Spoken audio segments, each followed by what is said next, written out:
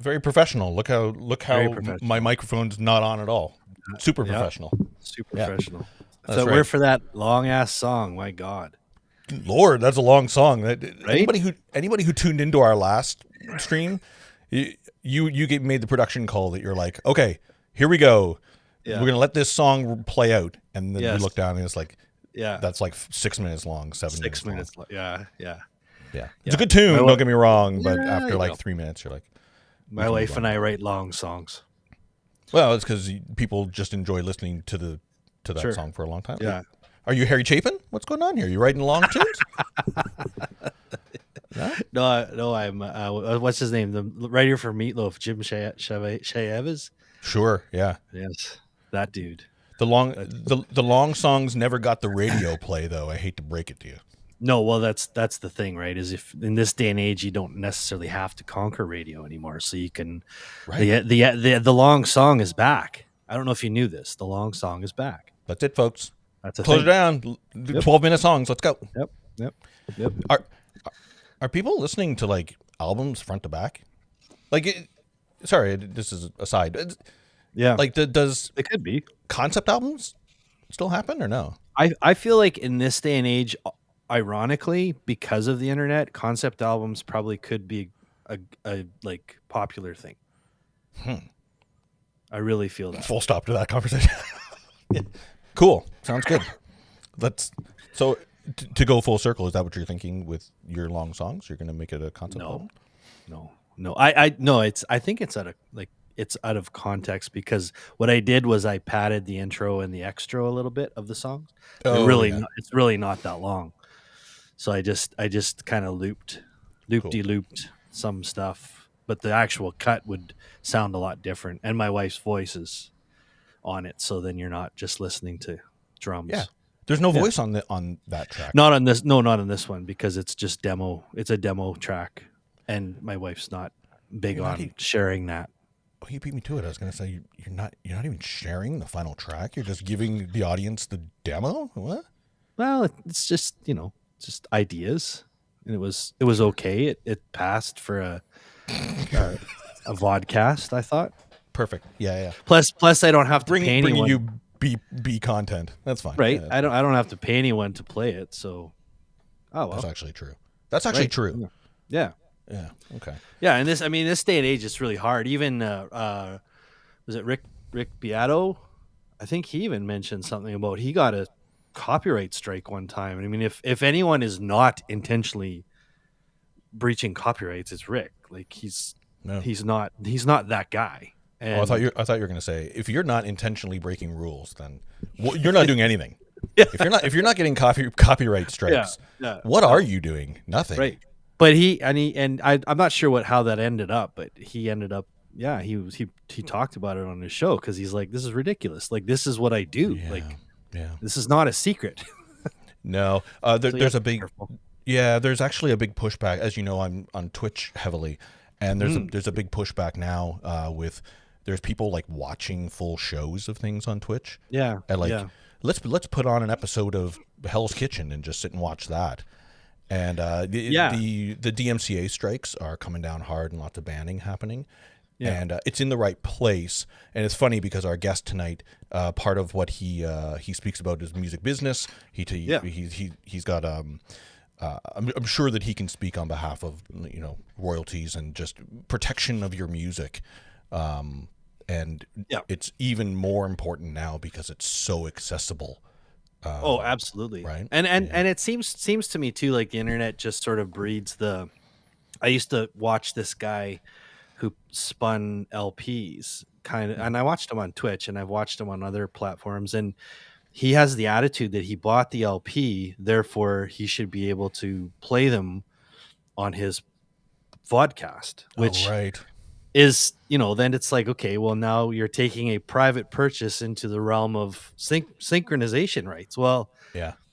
And it's just like, you can't just make up your own rules. And like, there's the thing that it makes me giggle all the time is like, no copyright infringement intended. And it's just like, That's right. Well, that's like a guy breaking into your house and going, no broken windows intended here. No. I thought this TV was for free. I thought it was a garage sale, and a couple bucks, but no. You had the windows kind of open, so I just assumed you wanted me to come and steal some stuff. Yeah, but there's such a fine line. That's why you have to have a good lawyer. Is really what it comes down to get you out of. Well, and even at that, it comes down to who has the best lawyer, because there's the whole. I remember watching a documentary on Vanilla Ice, and his sort of thing was that he didn't steal under pressure. He took the bass line and reimagined it. Dude. And that where he placed the one was enough to make it a different song. And it's just like, dude, you're hitting it awesome, because on our last stream, on our last Retrologist stream, we actually played that clip. We played, nice. And Vanilla, that's what I call him, Vanilla. That's fine. He we're first name basis. He tried to justify it with the song goes doon doon doon doon doon doon doon doon doon doon doon doon. Yeah. And he's like, but our version goes doon doon doon doon doon doon doon doon doon doon. And then this huge smile comes to his face, like he totally cheated the industry. He felt so good about it. And he feels like he totally like sneak skied his way on using one of the biggest rock bands on planet Earth, their song, and everybody would just go, "Oh no, that makes sense." It's totally not his song. Yeah, not at all. It's fine. Totally good. Oh man. Quick aside, as I always say, I rushed home here. Yeah. Yep. I rushed here, and you even saw before we went live, I put pizza in my face. Like my wife handed me some cold pizza. But I had this weird feeling. I don't know if you felt it ever. You probably have. Mm-hmm. Well, it depends what you're talking about. My normal. Well, I'll let you. Yeah, exactly. My normal route home from the shop. Yeah. I take it every time. Yep. Okay. This time, my gut told me traffic might be better this way. I should turn. Yep. There's a kind of a fork in the road where I can choose a different direction home. And I didn't do it. I'm like, no. But I know my gut, and it's waiting for cold pizza. So no to that. Yeah. And so I took the normal route, and it was totally closed with construction. Oh. So I had to like double back slightly and like go back on the path that my gut told me out of all times that I should have turned, and I didn't. Isn't that weird? I'm not don't get me wrong. I'm not spiritual. I know this about you. But of course you do. But in this situation, I was just a little weirded out. But if I could interject and tell you a fascinating fact about that, which is why they call it a gut feeling. Yeah. So I read a really interesting book about the kind of the gut biome, and Stephen Pressfield references this as well. And I don't know if you know who Stephen Pressfield is. I do not. And he wrote a book called The War of Art, and it's just about how artists struggle sometimes with sort of two sides to their brain. The side that needs to survive, and then there's the artistic side, which is a totally different person than. But there's this other scientific sort of study around the gut biome, and that we have proteins, bacteria, and all this kind of stuff in our stomach, which are natural to us, and we actually need them in order to do a multitude of things actually. And there's enough bacteria, proteins, amino acids, and all these kind of things that make up your gut biome, bacteria, to make a whole other person. What? So that's why they say it's your second sort of soul, because it's when they say you have a gut feeling, it's because there's a whole other person in your stomach. Yeah. I have so many questions. Right. And the reason is book. No. Pressfield talks about it, but this book that I read, it was a scientist, and he said, but the difference is the gut biome, the stuff you have in your stomach, doesn't listen to your brain or your logic side like you do. It listens to just like your body, right? So it's got it has no environmental filter, like it has no preconceived notions. It doesn't have like it wasn't raised with a certain type of father or mother. You know what I mean? Like it's just primal. It just responds and reacts to everything outside of yourself. Like So like when the T-Rex stamps in like Jurassic Park, it kind of vibrates, or is yeah, it well, conscious? however it does it, it's not connected to the subconscious brain, as it were, which is where kind of a lot of your tapes play, right? So it's just that feeling you had was you really connected to, this is what I should actually be doing, but you don't know that because you're not sort of trained, or not trained. You're not sort of we're not accustomed to listening to that Sure.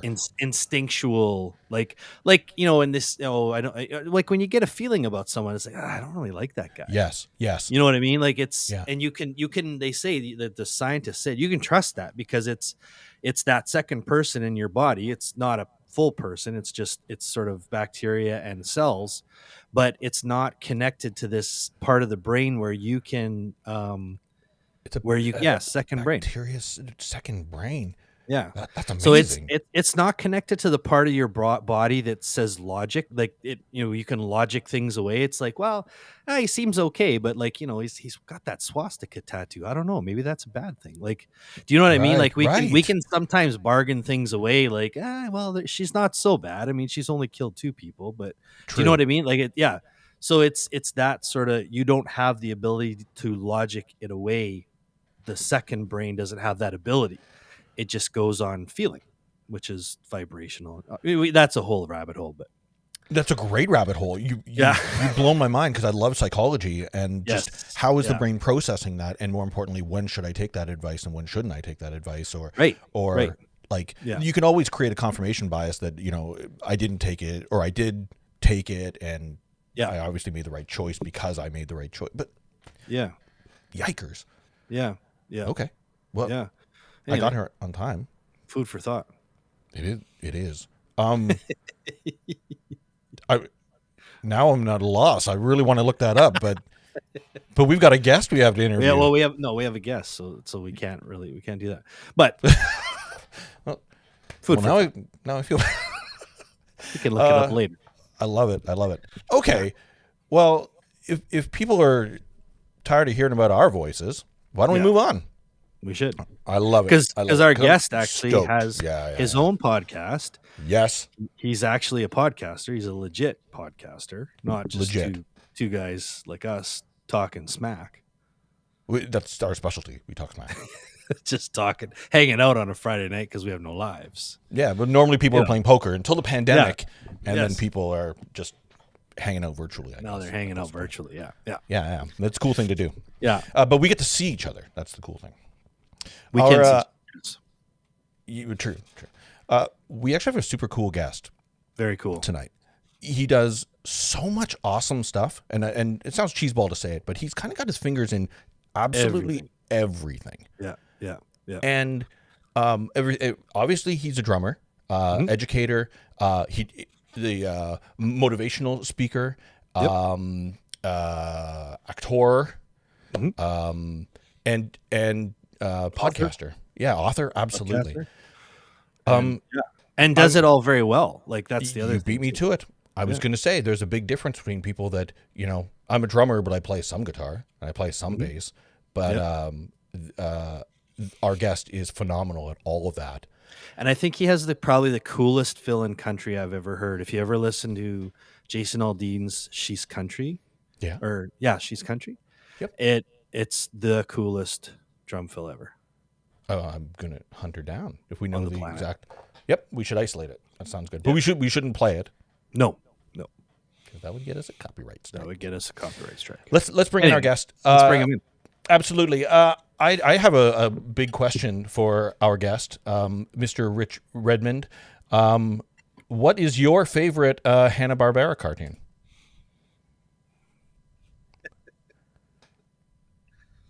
There you are. What's up? Hey, we lost. Like, have I?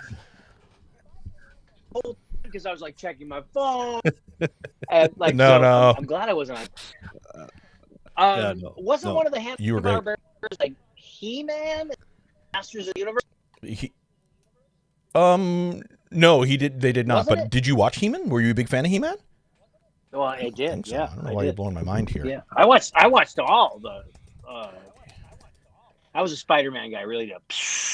You know, and this is crazy, guys. You know, because Spider-Man. You're right. He did do it. I'm sorry. Yeah, you did. People on a oot in a boot. Oot in a boot.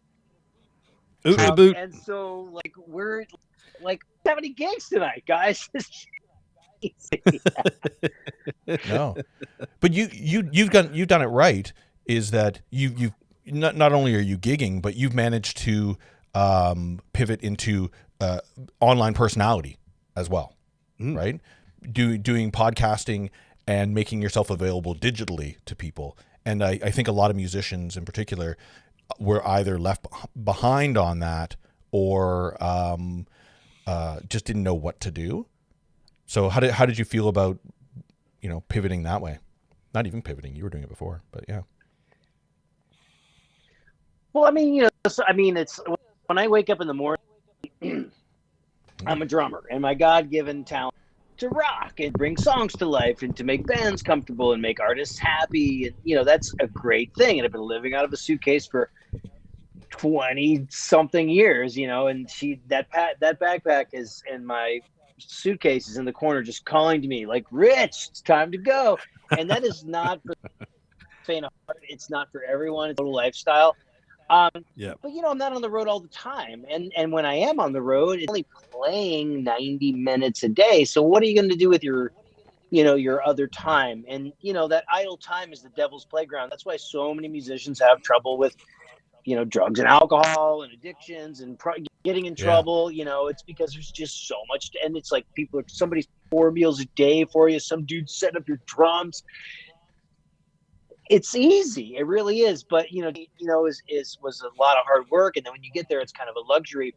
But then you just kind of look at your other God-given talents. I have a teacher's heart. So I taught, and then I started writing books. And then, I really love motivation. I'm a student of like Napoleon Hill and Tony Robbins. And so I was like, I'm comfortable with the microphone. So let's get into motivational speaking. And that turned into hosting. And I was like, I like the microphone thing. And then you start taking voiceover classes. And then I was really interested in connecting with other human beings and embodying another kind of a person, but still tapping into the essence of what makes me unique.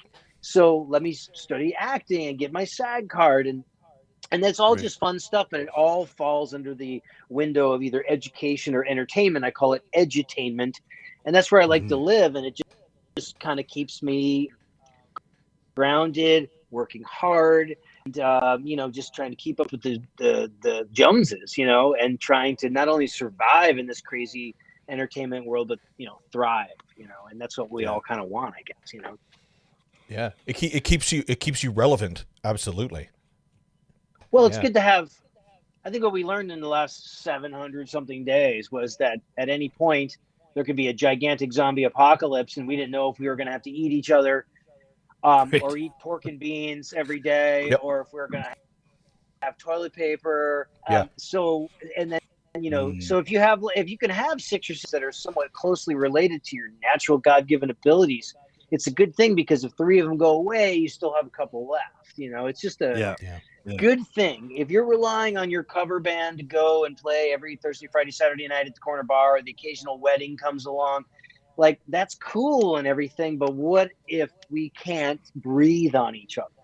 So it's agreed. good. It's good to have the home studio set up, maybe have an online drum training program or school, or crank out a book, or maybe you have some sort of a under the table skill set. Like some people I love JavaScript, or I can design websites for you, and you could literally be working all day in your pajamas. And the mortgage is being paid, and then when the world comes back, you can go back to that corner pub and play Brown Eyed Girl. Yeah, agreed. Yeah, agreed. Yeah, totally.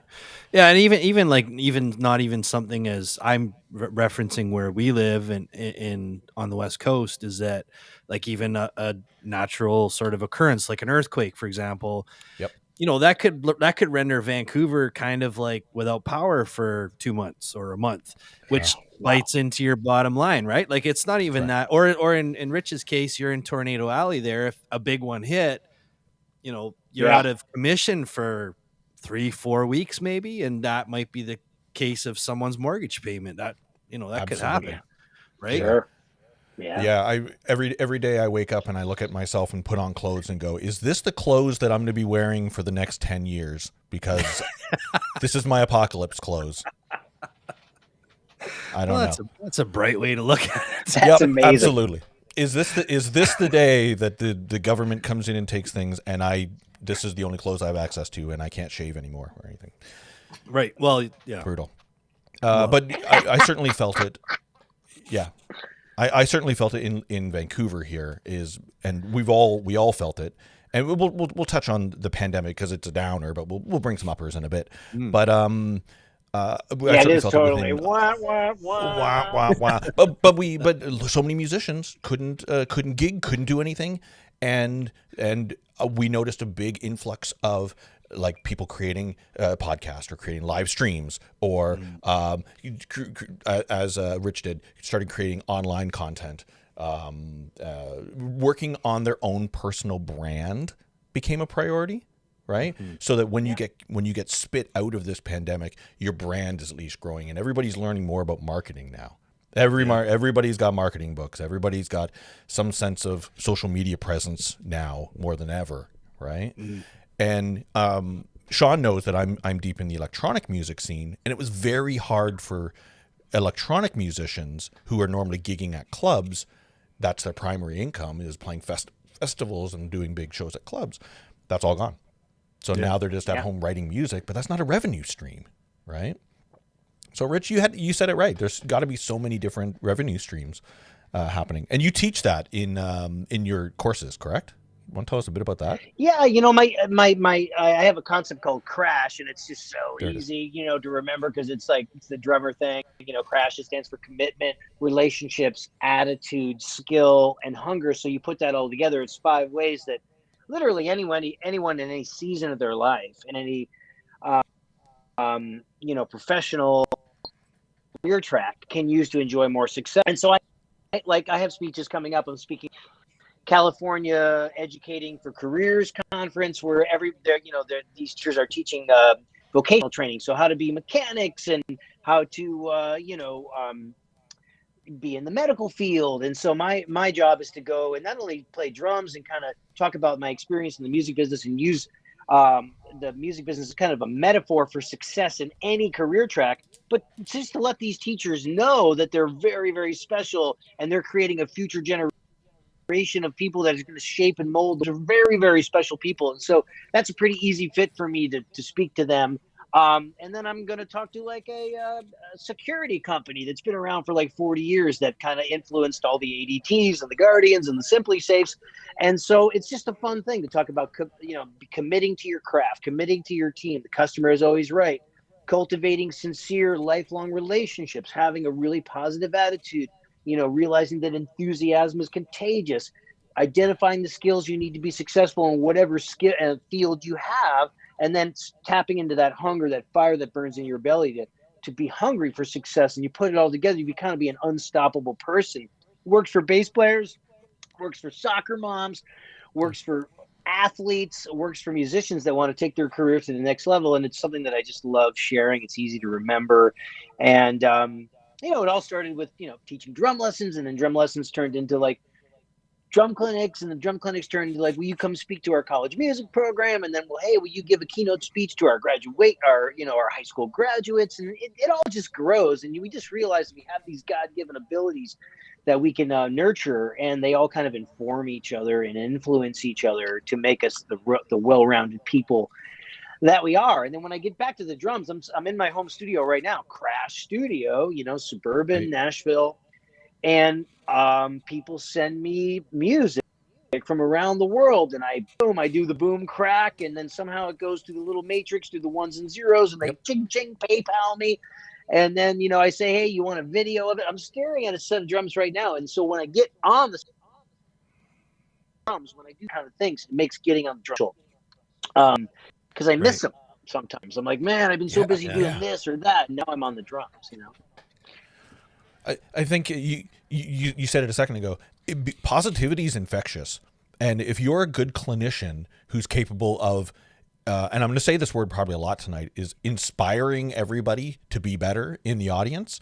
And that's not just drumming. That's not just like to be a better human and just be excited about what you do. It could be, as you said, security. It could be drumming. It could be working at a mall. It could be anything, right? But what you give to people is the inspiration to do cool stuff in their life and have confidence in doing it. And I think that's what makes you applicable to any platform is the positivity. Would you agree? Yeah. Well, thank you guys. I mean, yeah, like I tell people to live in the land of unicorns and rainbows. There's no molasses swamp in my world. You know, I try to avoid those pitfalls. You know, and positive people have more friends. They live longer. They make more money. They just have better lives. You know, people are attracted to you know, people don't want to be around the negative Nellies. You know, time to make the donuts. So I love playing the drums. It defines me as a human being. I've been able to travel and experience different cultures and music. It transcends language barriers, cultural barriers, you know. And I'm a song drummer, you know. I mean, I had to study so many different kinds of music. You know, I have a master's degree in music, so I had to play like crazy 20th century music and big band and the gamelan, the 4-mallet Japanese marimba pieces and jazz vibraphone. All that stuff informed when I go out there and I play Hicktown with Jason Aldean. Boom, boom, boom, boom. All that stuff is feeding into what I do there, but as a result of just committing to this craft and this passion for playing the drums, I found a voice. And, you know, my goal is that if somebody can hear, even if I play the most ridiculous overused Doom, you know, from Motown and Hal Blaine and all these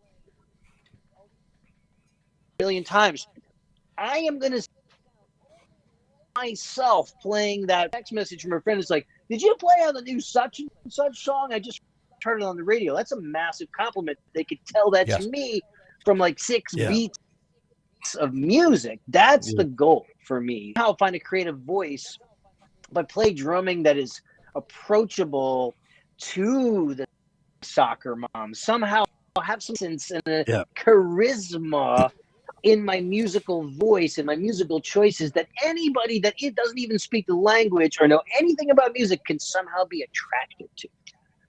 That's the goal. I had a great teacher one time say, like, the such a big journey and it's such a difficult journey to transcend the technique of drumming into that you have a sound. And he said the example is you should have such a sound, like, say, if John Bonham were playing the spoons, you would know that's John Bonham playing the spoons. It transcends the instrument. It's like, yep, that's him playing that. You know what I mean? And that's so tricky to do, I think. I mean, that's to me, that's the real hurdle is how do I do that? Yeah, you know what? And I feel so fortunate because just by not stopping and continuing to pursue this creative journey, I was able to attract people, places, and opportunities to myself that eventually through hard work, I found these birds of a feather. I found Jason Aldean. Jason Aldean is my Elton John. He's my Billy Joel. He's my Sting. He's my John Mellencamp. That is the platform from which to find my creative voice. And that's not something that everybody finds in a lifetime. Yeah. And that is, I feel so fortunate. At the same time, I earned it because I ate the ramen noodles and I loaded in through the loading dock and I played the weddings and I played the bar mitzvahs and I played the supermarket grand openings and the strip clubs, and you just do everything you can. And when you're always taking opportunities and preparing and you're a nice person and your drums sound good and you're always giving and exceeding expectations, you're running a small business. And the best way you can run a small business and grow your business is word of mouth advertising, you know? And so when you knock something out of the ballpark, it's like, oh, call this guy. And it's the same thing with other instrumentalists. You know, I get asked all the time to put bands together. And my God, in the last 25 years, how many bands have I put together? How many bands have I put together for artists who are just starting out? They're not even on a tour bus. They're in a 15-passenger van. They're like, I need a bass player. I need a keyboard player. So I find them the best keyboard player and bass player that they got a great look, they're super nice guys, they're hard workers, they're respectful, they have integrity, and they play their instruments really well. And then that person, that band goes on and they make that person millions of dollars. And it all starts with that Rich, a bass player. And people have the same thing for me, and it's such a cool thing. It's all word of mouth.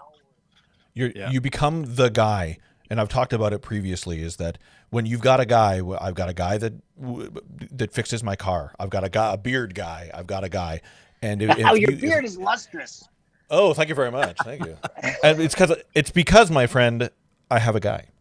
And you gotta have a guy. I think that when you become somebody's guy, there's a responsibility that happens and pride that happens with it as well.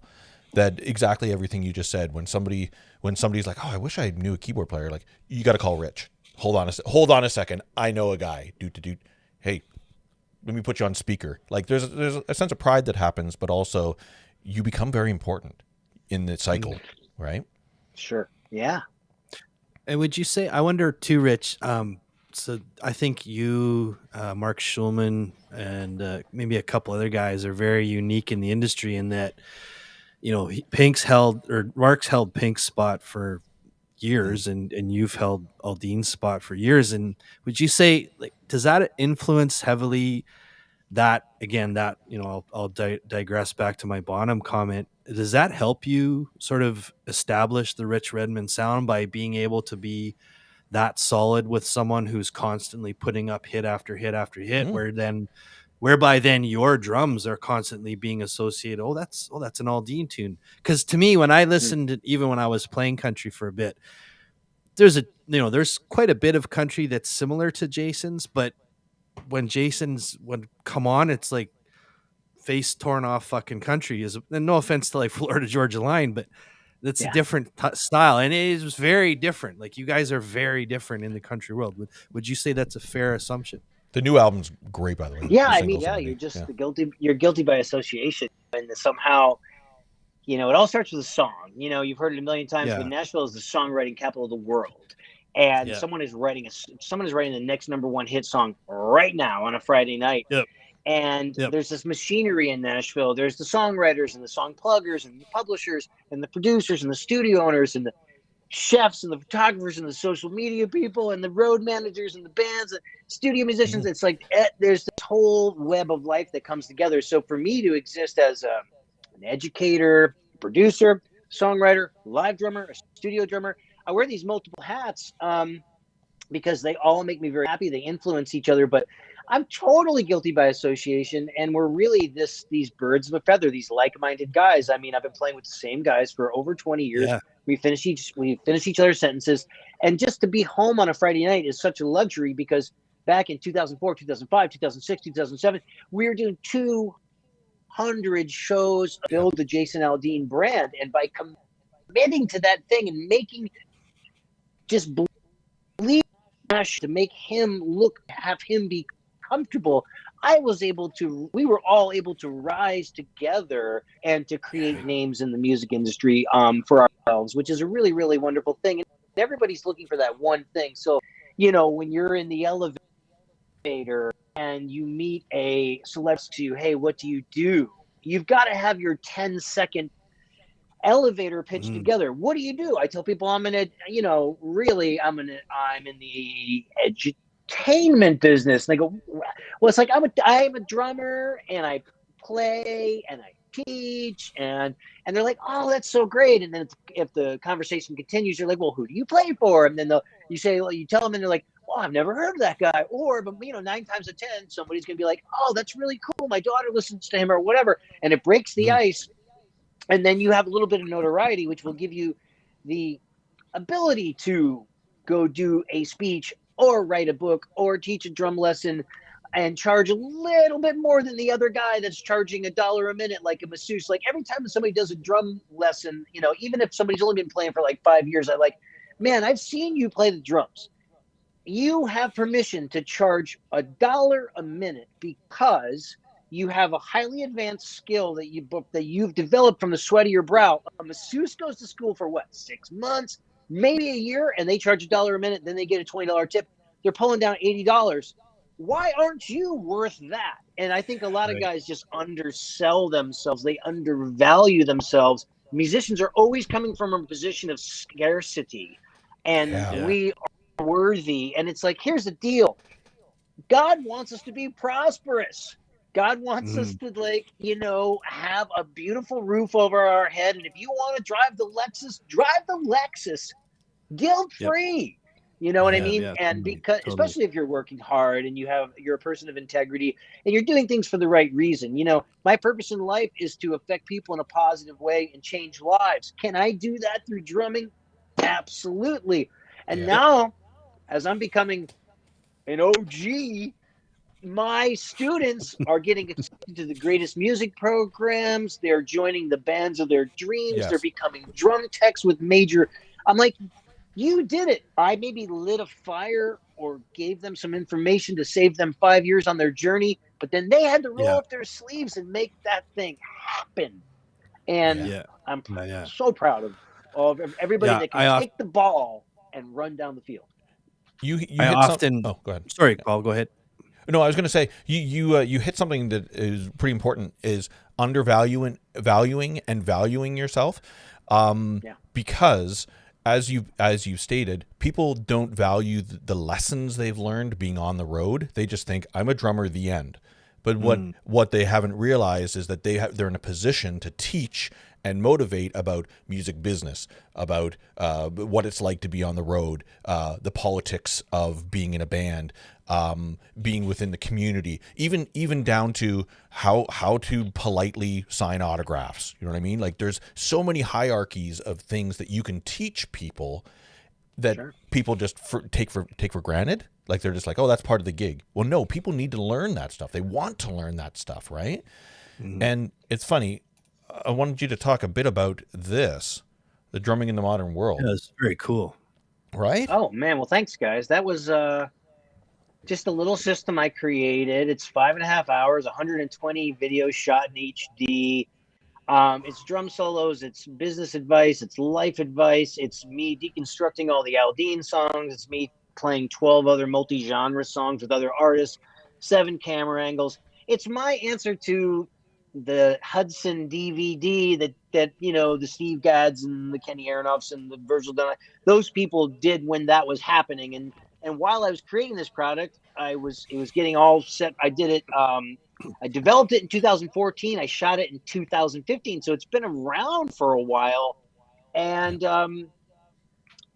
it's there. I just wanted to be for it to resource, because, you know, I've worked so hard in my life and I've never found really the right partner to, like, quarterback a home life. I don't have kids. I never had kids. So my version of, like, leaving some sort of a legacy behind is just sharing my life experiences with people. And so if something like that can help people to manifest their dreams, give them some advice about playing country pop music or making a trip to Nashville or Los Angeles and making their, you know, that's really what it's for, you know, that product.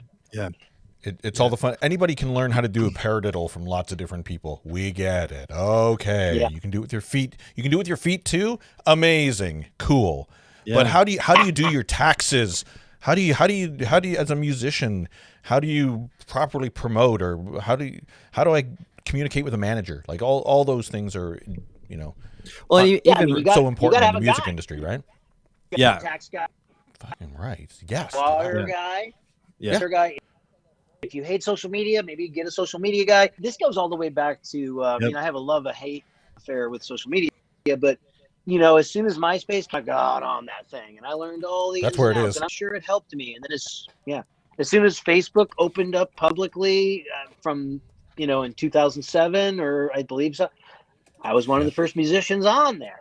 And these are free tools that you can use everywhere to find your tribe, man. You know, I mean, is everybody gonna like what I do? No, I probably have, and I have so many haters. And if you have haters, you're doing something right, because that means you are sucking the marrow out of life and you are going after what you want to go after. Because the most common thing is, and you'll see, like, on, like, legends, like, you know, the Eddie Bears and the Larry Londons and the Paul Limes and the guys that have played on, like, hundreds of millions of records, and you get some troll in his mom's basement that's like, I can do that in my sleep, but you're not, troll. Yeah. You're not doing it because you're not brave, man. Maybe you have the skill set, but you're just the best drummer in your mom's basement, and she's gonna call you up and be like, dinner's ready, Randy. You know what I mean? And it's like, then you're gonna go back to practicing your paradiddles with your feet. But the brave people are gonna go out there. They're gonna take great chances, and they are going to put their work. Yeah, you know, and so many people. There's it's not on. We don't have this track that we play in the intro or the extra, but it's a song my wife and I wrote often, and it was kind of an observation we made was, and it became a lyric was, when you're fighting for your limits, it's never going to be your turn. And I just, for us, it was such an interesting thing. Is it how many people fight for their limits? Like when you tell them, fuck, you could make $1,000 an hour if you wanted, like if you really tried. And like 100 people probably have a reason why they can't. Well, no, I can't. Well, because this. And it's just, it just kills me sometimes when I hear people talk. And then even the social media thing, like the beautiful thing about social media is you don't have to engage, like, especially like you said, Rich, I've had my share of trolls as well. And it's just like, you know what the beautiful thing about social media is? You can block them. Then just block them. Sure. You know what I mean? Like, you don't even, it's a world where you can just be fucking Mary Sunshine and rose-colored glasses. You can end all the trolls, and like they can never get to you. And it's just like, who would want that? But you're both making me upset because I haven't had any trolls on any of my stuff yet. So I gotta up my game. I haven't tested the fences enough, I guess is what you're saying. Hey, there you go. Yeah. Is that the you know what the thing with the trolls is? I actually will give them a thumbs up, a like, or a heart on their negative, Nelly, mean-spirited comment, and they are so confused. Yeah. I feel like you take a page out of, and I'm a big fan of Gary Vee, for example, but absolutely, sure. Yeah, and that's the deal, is that you combat hate with love and compassion and understanding, right? And one piece of content he put up which kind of resonated hard with me was somebody had trolled him, and so he went to their profile, saw that they take awesome photos, they're a great photographer, and commented back, by the way, you're an amazing photographer, great job. Like I'm a big fan of the work you do. Well, right? I think it was Tony Robbins. What he had some guy troll him, and Tony like found him or something online and noticed, same thing. He had a skill that was good, and Tony hired him. There you go. You see? And it was just like, keep your enemies close. That's right. That's right. Yeah. And because I mean, when someone's trolling you, it says nothing about you. It says about everything about that person's feelings about themselves. That's what's happening. Yeah, that's right. But this is something that you do need to sadly be taught a tiny bit, is that you need to be conditioned to understand the psychology of why people do what they do. And it does require kind of a bit of mentorship to be able to get you in the frame of mind to be able to handle and battle those type of critiques throughout your life, right? I guess that sort of gives me a question, Rich, especially if you're giving advice to young musicians, and like you said, you haven't had kids, but you're probably influencing a ton of kids. And what would you tell like a young guy, say my son in 10, 15 years when he's about to enter music or whatever, and it's like social media is a reality, but here's a way I think you should be doing that. Yeah. What would your advice be? You know, these crazy kids, man, I'm always having to like up my game and learn new skill sets because, you know, the face of social media, new media is constantly changing. And, you know, what maybe worked 2 years ago with my tribe, loving the fact that I post a picture of avocado on my street tacos with my Pacifico. People know that I love street tacos and I love avocados. So that's not really working anymore. What works is videos. And like even just yesterday, I did a gigantic loop project for a company called Yurt Rock. So I'm going to have this big loop and sample project come out. And, you know, they like Matt Chamberlain's got loops, Victor Indrizzo's got loops, Kurt Pescara. So I'm just happy to be in the mix with these guys. And it's going to be a tool for songwriters and artists and bands and engineers and producers. And I upload that the owner, the CEO of the company got on his iPhone. I uploaded it, and it's just like in a half a day, there's like 5,000 views. Whereas like maybe a couple years ago, I could have gotten 1,000 views on a picture of my avocado. But like people have no attention span. They have 7 minutes tops of attention when you're in front of them. On social media, it's a few seconds. It's so crazy. So 15 we're second feeding retention. this thing. It's almost like it's like Vegas. We're swiping, whether we're dating or whether we're looking at pictures of avocados or people dancing on TikTok. It's like crack. And so like, so you know who I'm jealous of? I'm jealous of the guy that is so firmly established. Maybe he's 10, 15 years older than me. Doesn't have to embrace social media because he made all of his money in the cocaine and velvet rope 80s. And now he just chills with his wife, and he's got a vegetable garden, and there's really no need. He can honor his privacy, and he can have a life, right? The rest of us that have to work for another 20, 25 years, we have to let the world know that we exist, because we are vying for the attention span of those buyers and the people that would hire me to play drums, whether it be in the studio, on the road, to teach. A lot of them are aging out of the music business. They've quit the music business. They've left Nashville. They have left the planet. Like, they left the building. And so what that is for me is now I have to continue to find a whole new tribe of sometimes younger people that might be 20 years younger than me that are like, get that guy that did that thing. And I have to constantly be winning new fans over. So it's exhausting. But it's just I'm already ahead of the game, because, and all of us are, because we know that it's the music business. Art and commerce do not belong together by any means. But I'm my own manager, my own social media agent, my own personal trainer, my own everything. So if I want to get behind a set of drums every day, I have to treat this like a business, and it's exhausting. But the people that know. And so that's where we are, No inhibitions for asking for help either. When you get to this level, you're just, at some point, you're very comfortable just asking for help. I need asking, you shall receive. If you want to do something, guys, that was always my model. Like, it's like I have when I do books, a lot of times I'll have a co-author, because I would rather have a co-author and have 50% of the profits, but get that book across the finish line and out into the world where it can help people. So I just got a publishing deal, a new publishing deal to write a book about how to navigate Nashville and make a living playing country music with a nice, reputable publisher. And they're speaking all the right things. They're like, we're going to get this in every library in the United States. We're going to get this in every school in the United States. We're going to get this in every prison in the United States. And we're like, there you go. Nightstands at hotels, my friend. I don't know if you know, but that's the place for a book. We're going to do this.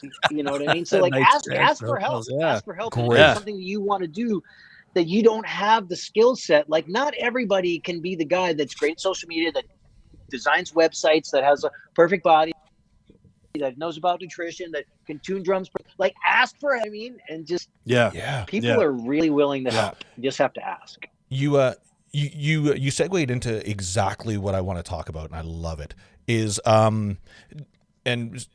Story. I called my nephew today. He's 9. No, he's 8. He's 8 years old. I spoke to him today through FaceTime, and I was asking him about he took drum lessons because he wants to be exactly like his Uncle PJ here, which I'm flattered about because obviously I'm a cool guy. But he wanted to take drum lessons. He took drum lessons. And he loved drum lessons, which was awesome.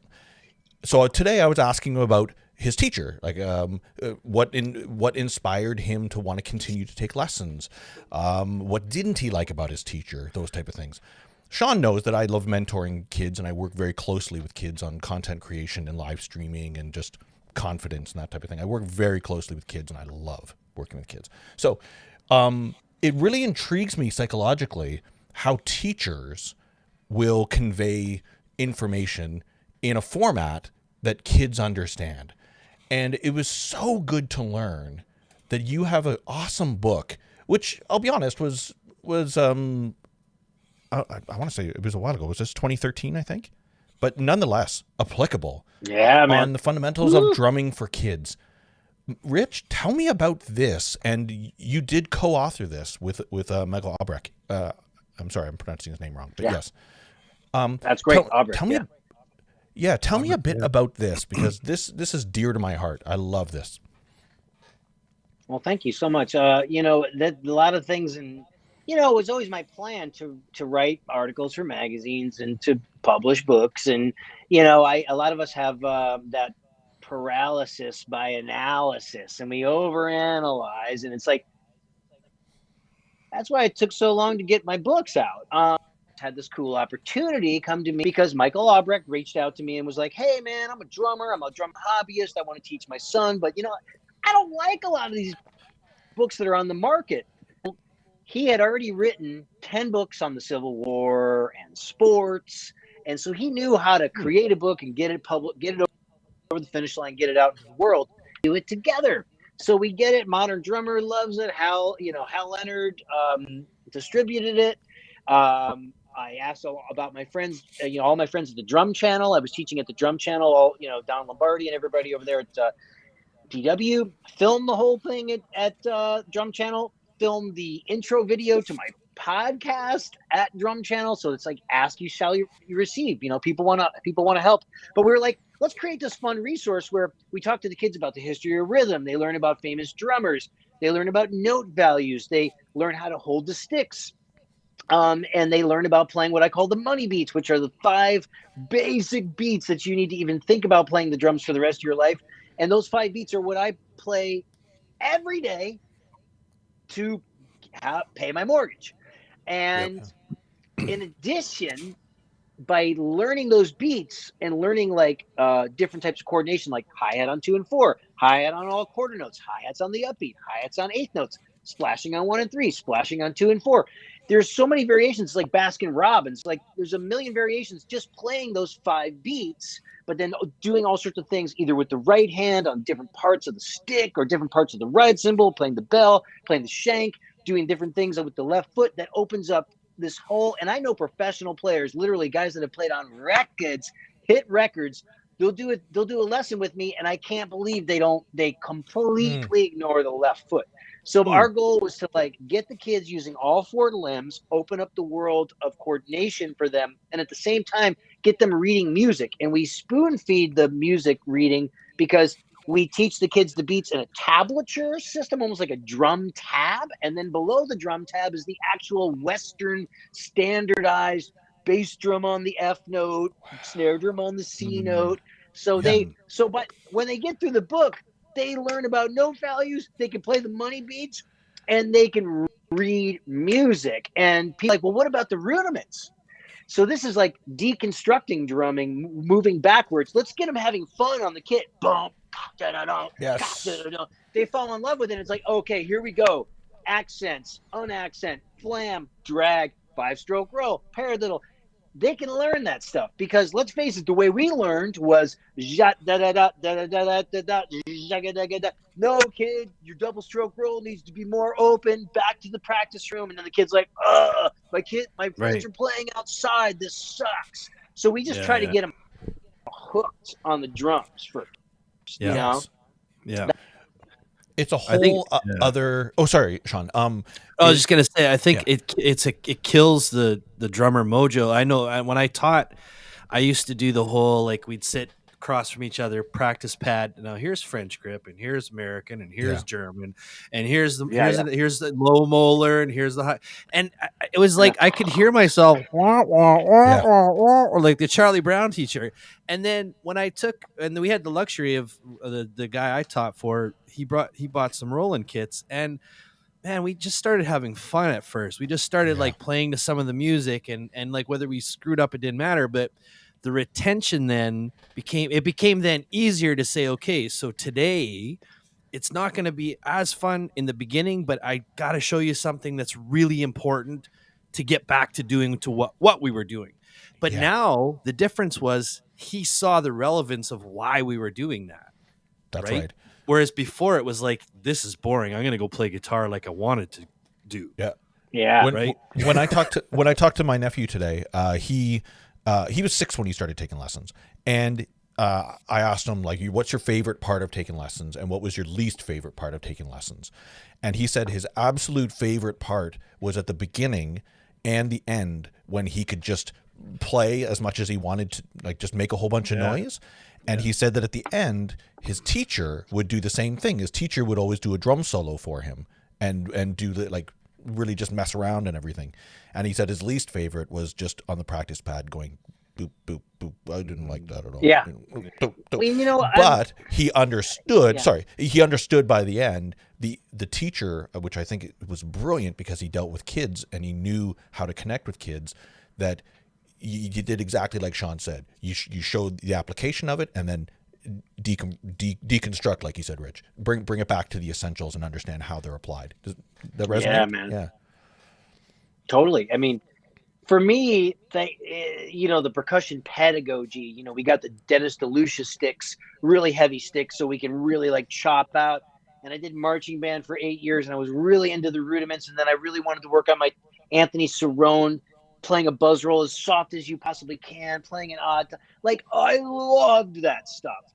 And thank God, because it just informed like my musicianship. At the same time, there's people like, God bless him, I hope I get to meet him someday, but like a Dave Grohl who doesn't read music, who just plays purely by feel, but has this humanity and all this heart. If you want to see one of the greatest things ever, see this childlike passion that Tom Petty, when he played on Saturday Night Live. I think maybe he was like 25 years old at the time, maybe 30 years old at the time. And it's just like, even Tom, everyone in the band is just like, holy fuck, this guy is having a ball back here. And then he plays guitar and he's like, I just treat the guitar like a drum. The low strings are the bass drum. And the high strings. And it's like, I know a guitarist like that who actually reads drum charts to actually to practice his guitar rudiments. Brilliant.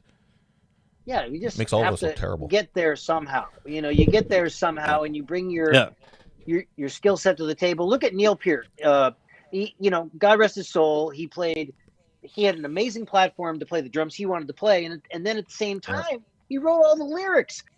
And he was really into fantasy, the Tolkien and the Ents and it found its way into the songs, so it's super cool. Music is wonderful. I read that book, Clockwork Angels. It was awesome. It was, especially you can feel Neil all over it. It's just like that there's something about that. And you're right, with Grohl, it's the same thing. It's just, I don't know how it's going to happen, but I'm going to make this happen. And it's just going to, like, Keith Moon was the same. He apparently didn't play drums until he got into the Who. I mean, that is insane to think that guy, if you took that guy, I'm sure Zach Starkey is doing an amazing job, really tipping his hat to Mooney did. And absolutely, Mooney was self-taught. He was a thespian. He was a theater actor.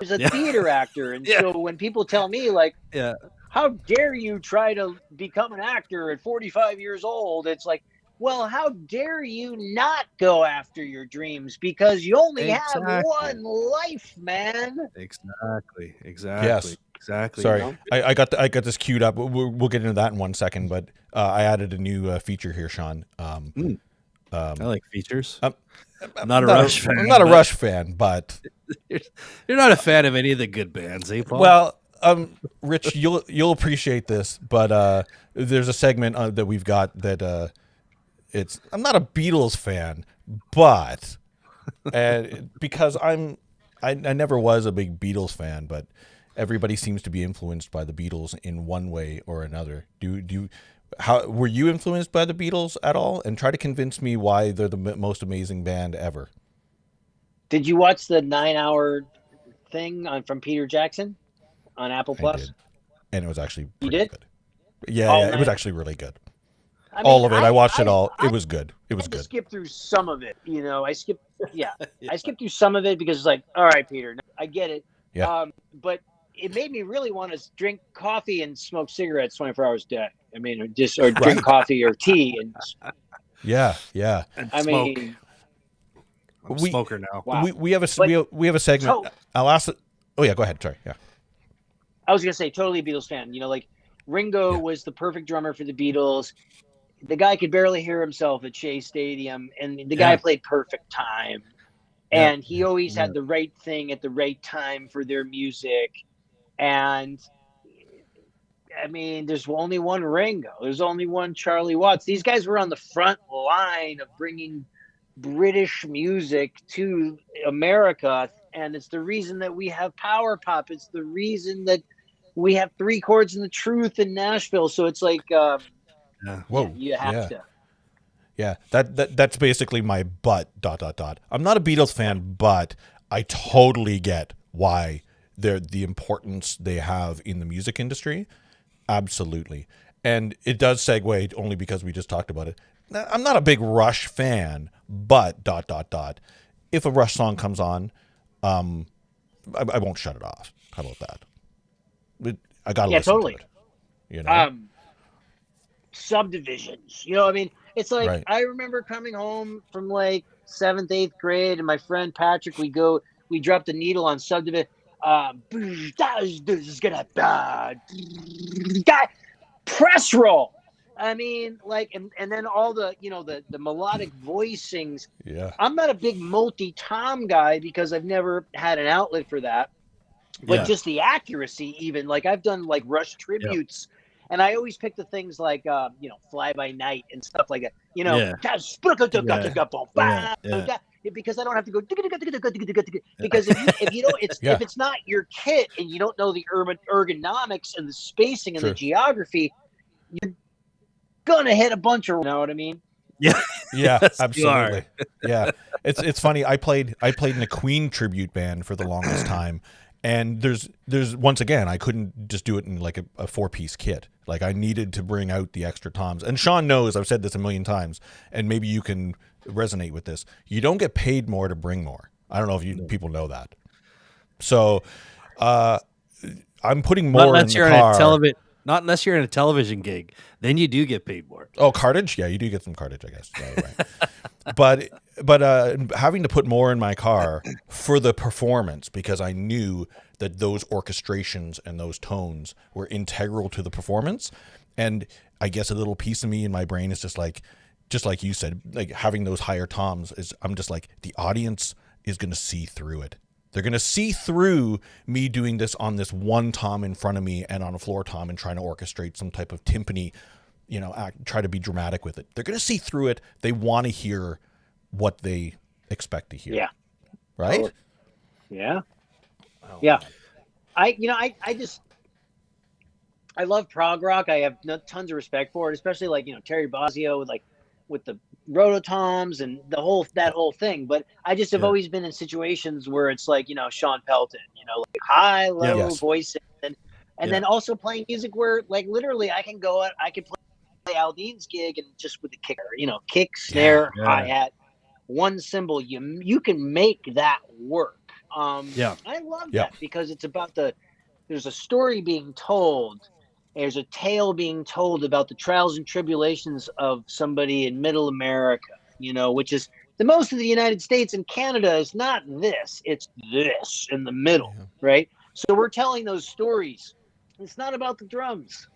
It's never going to be about the drums. I mean, I sell it like a door-to-door rhythmic showman, salesman, like my life depends on it. But I also know that they're not there to see the drums. They're there to hear the story. Yeah. And even with Neil, interestingly, I think it was 2000. It's around 2008, 2009. Neil segued into, he studied with Freddie Gruber a bit more, and he actually took a few lessons with a guy out of Vancouver who not forced him, but literally said, okay, I want you to show me some of your songs. And he gave him a snare, kick, hi-hat, and a one tom. and he forced Neil into thinking that way, as opposed to having all these, tones and all these toys, sound sources. And Neil said it was probably the best kick in the ass he's ever received, because it came back down to, and like you said, Rich, that really resonates with me, because that's the way when I set up my drums, I think of a kick, snare, hat. Like, if it came down to it, I could bring that and I could make that gig work. And in fact, I've done it. I've shown up to gigs like I don't have access to maybe all my drums, or it's like, okay, I got to go and I got shit in my car and someone needs me or needed me, back in the day.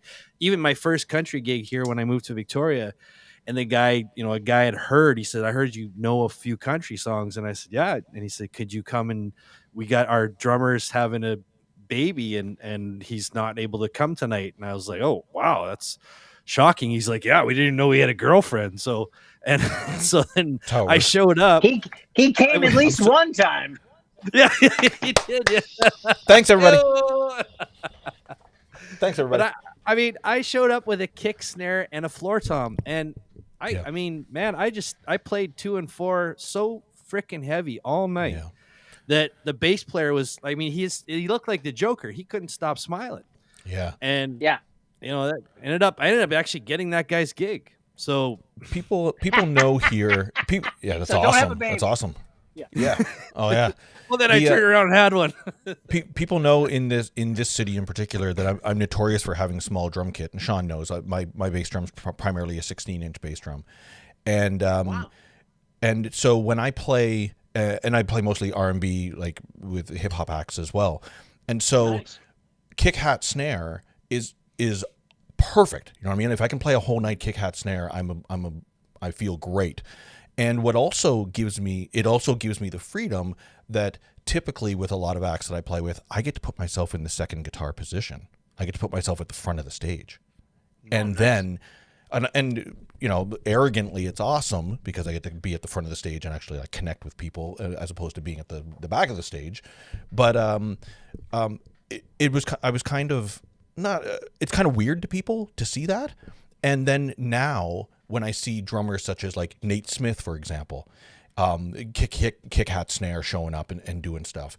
It could be Chris Dave. It could be Questlove, for Christ's sake. He's just pocket guy, kick, hat, snare.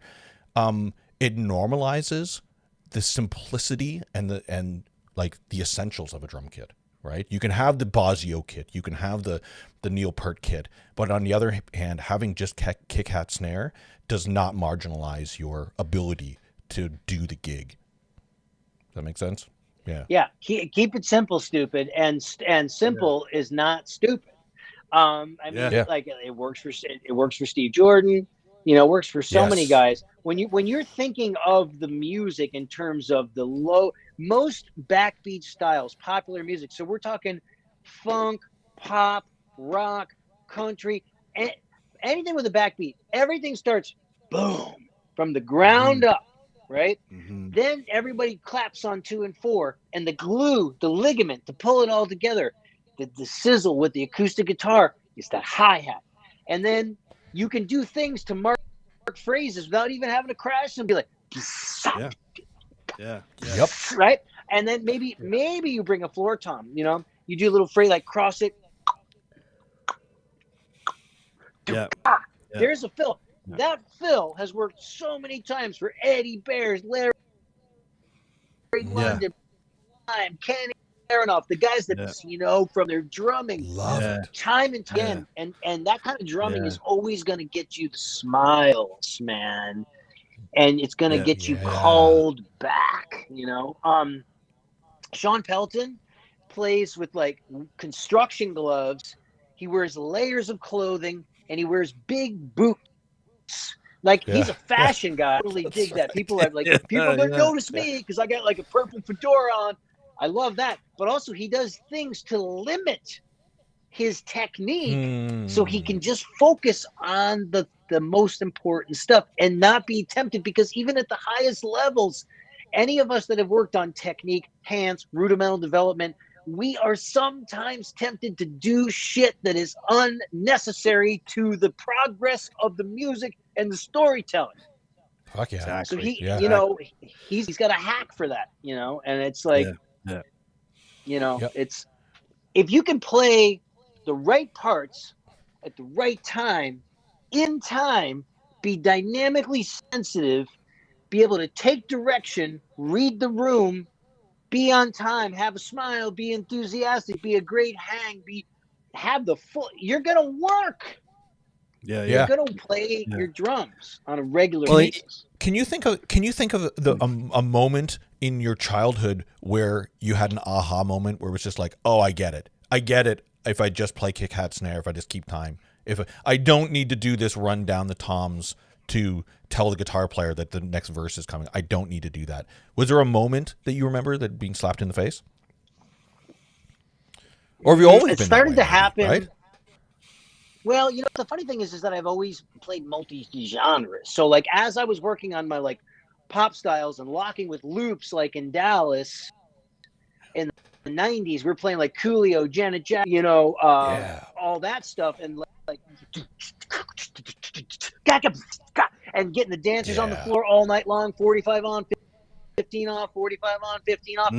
I was up the way studying Mel Lewis and studying with Ed and trying to kick a big band, which is a total that. And the director of the lab band would be like, Rich, I know you're playing R&B in Dallas. This is R&B, man. I need you on the front of that beat.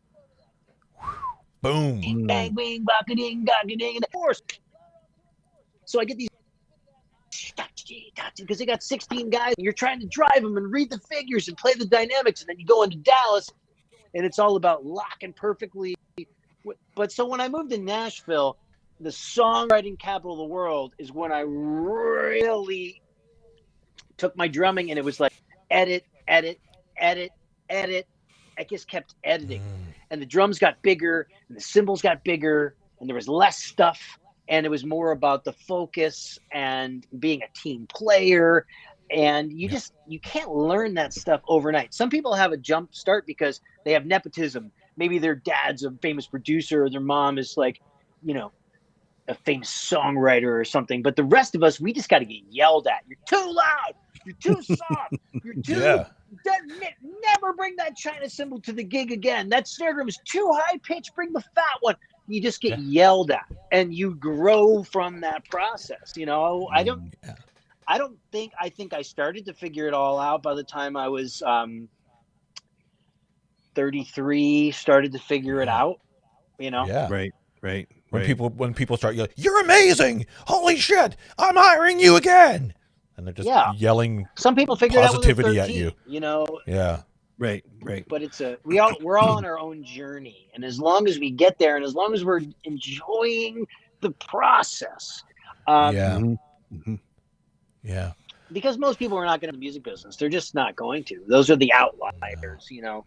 And so we have to enjoy the process and enjoy the craft, enjoy going, and enjoy evolving with our instrument. You know, I've talked about it on stream. Oh, sorry, Sean. I just want to say this really quick. I've talked about this on stream, but I had a big aha moment. I played in a swing band, and I just remember eyeballing the people dancing. And I don't know why it clicked, but hadn't clicked before. But suddenly, I was just watching them instead of like Star Trek: The Next Generation that was on the TV next to me, or whatever club I happen to be in. But like locking with the people dancing and recognizing that I was having a direct impact on their enjoyment, on their pace, on their tone, on the dancing that they were doing. The responsibility that I felt in that moment, and dude, I can actually pinpoint it like down to the second that my brain just went, oh, I'm kind of important in this band. I kind of need to do something critical here. And I had to reevaluate my entire role in the band. And it was when I was young, but I do pinpoint that moment that I felt that, you know? So. Yeah, man. Yeah.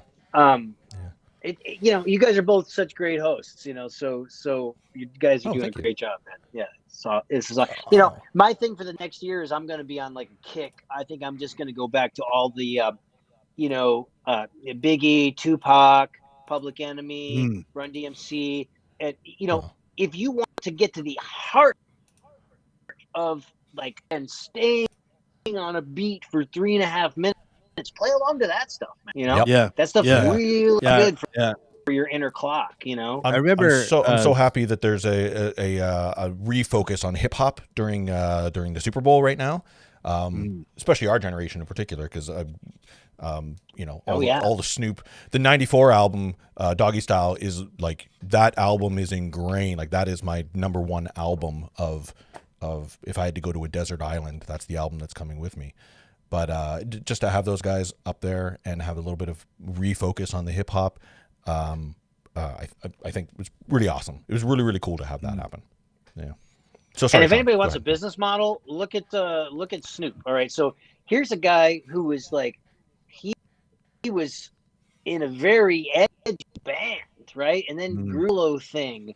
And then from that was able to be like friends with Martha Stewart, and he's on all the talk shows. And then he became a host and a voiceover guy. And then he's got his own line of wine and weed and coffee and Doritos and it never feels weird or false or fake or cheesy.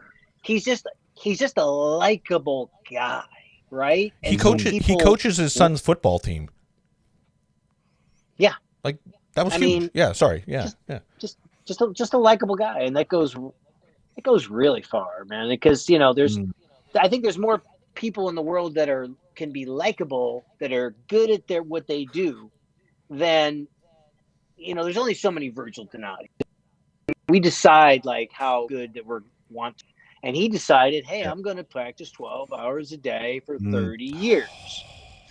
That's an obsession. Yeah. That is an obsession that I don't know if I have the bandwidth for that anymore. I want to be around people. Like, pandemic killed me because I'm a people person. I want to make music in a room with people at the same time. Even doing sessions here at Crash Studio, I'm never alone. Like, I know a lot of guys are like, they got their drums, they got their 30 snare drums behind them, their girlfriend brings them coffee, they're alone with Pro Tools all day. I at least have my friend Johnny comes over, my drum tech. Yep. He tweaks my drums. He's a voice across the room, almost like helping me like co-produce the track. Oh, let's pull up a different snare drum. Let's go with some darker cymbals. Hey, do you like this tambourine, Johnny, or this one? He's like, oh, I'll go with that one. And at least there's a synergistic. I'm with another human being in the room. Yeah. On so you triggered a big memory for me. I did a drum festival a long time ago, like early. Actually, it was the same festival that I met Dom Famulero, actually, back in 2004. And Virgil was one of the clinicians, and he had us set up an identical drum kit, an exact same drum kit, down in a rehearsal space for him. And I don't know if you know, he has a big drum kit. It's big. In case you're wondering. So we had to create an identical one downstairs. And dude, he practiced for 8 hours. He was down and he came out to like go to the bathroom and grab some water, but then he went right back in and he was playing. And Dom comes up and says, it taps me on the shoulder and says, Virgil's got to come up and do the clinic. You want to run down and grab him. And so I went downstairs. Drenched in sweat and everything, Yeah. Right. So I went downstairs and tried to get his attention on the door, and finally I did. And he's like, oh, okay. And then with his sticks, and I've got a pair of sticks here, he starts doing like this, like actually doing rudiments on his sticks as he's walking out the door. We get in the elevator and he starts continuing playing. He hasn't stopped, by the way. He went from one drum kit to going to sticks to on the wall of the elevator. And then he continued to do this as he walked down where the audience was, and he went right up, boom, right into the existing drum kit that was up on stage. And he did like an hour clinic. And then he came down, he left and went back down and practiced for another hour. Man, I'm not practicing after the clinic, man. We're going to get cocktails. Exactly. He was in the mindset, and it was so weird. He was in the mindset that the clinic was just still practice. Yeah. So in essence, he literally was drumming for 10 hours. And I do have to admit, dude, I love the drums. I do. That's impressive. But wow, right? Yeah. You have to really love the drums. You could, he plays the way he plays, man, That's right. Yeah. So where's our limit as the three drummers that we are here, we all have a limit. We all have a line that we'll cross. And I think the three of us probably have figured that out, and he still hasn't. So, I mean, look at Eric Clapton. They call him weird. slow hand, right? I mean, right. They call, has it held Eric Clapton back? No, he makes it. Look at Carlos Santana. He makes the guitar cry and sing. Yeah. I mean, Carlos is in his mansion somewhere. He's not worried about his technique. He's worried about making musical statements. Yeah. Good Lord. And making an impact in the world. Go for it, Sean. I've interrupted you enough, Sean. Go. I wonder, Rich, now that so we've been talking about the drums, but you said you got into acting in 2015, so you've kind of purposely put yourself sort of back at the bottom of the heap, like you're once again starting from square one. And what does that look like? But now you have also kind of the foresight, or the lessons you've learned in the music industry, and I know they probably don't translate exactly, but I'm sure there's lessons you've taken. How difficult or how sort of weird is that to be back, kind of starting from where you were when you started in the 80s with country and music stuff? Like, yeah, man. What are the challenges? There's really something pretty special about being humble enough to learn a new craft, any season of your life. And it was just always something that was kind of nagging me in the back of my mind, is like, hey, can I use my natural essence or my outgoing side of my personality or whatever natural charisma I have, and have that translate on whether the new big screen is Netflix, right? It's like every actor wants to do TV now because it's so steady. The challenging thing for me is that my first thing, and it'll always be my first thing. So with a limited amount of time. And so like I do tons of auditions, and somehow in the process I did so much studying, took tons of acting classes in Nashville, tons of acting classes in Los Angeles with really, famous teachers. I took improv comedy classes, voiceover workshops, cartoon voiceovers. I have reels that represent, my dramatic acting, my comedic acting, my VO, my hosting. I have agents and all that shit. And I'm in the game. And somehow in that amount of time, I got a SAG card, so I'm in the Screen Actors Guild. And I was in 2 horror movies, one that went straight to probably the Asian hotel market, video on demand. And I got one that was on Netflix, and my parents got to see my name in the credits, and I got to play like a over-caffeinated Casey Kasem type. And then I got to spar, act, and do stunts with Chris Maloney from Law & Order SVU. Yeah. Great actor, cool. At a TV show called Happy. And Patton Oswalt was the voice of an animated character in the series, so I actually got to interact with some CGI. Totally cool. Nice. Got paid for all these things. It goes up on my IMDb page. So I'm continuing to study. It's part of my creative expression. I tell everyone it's the cherry on my, creative outlet, my creative expressions.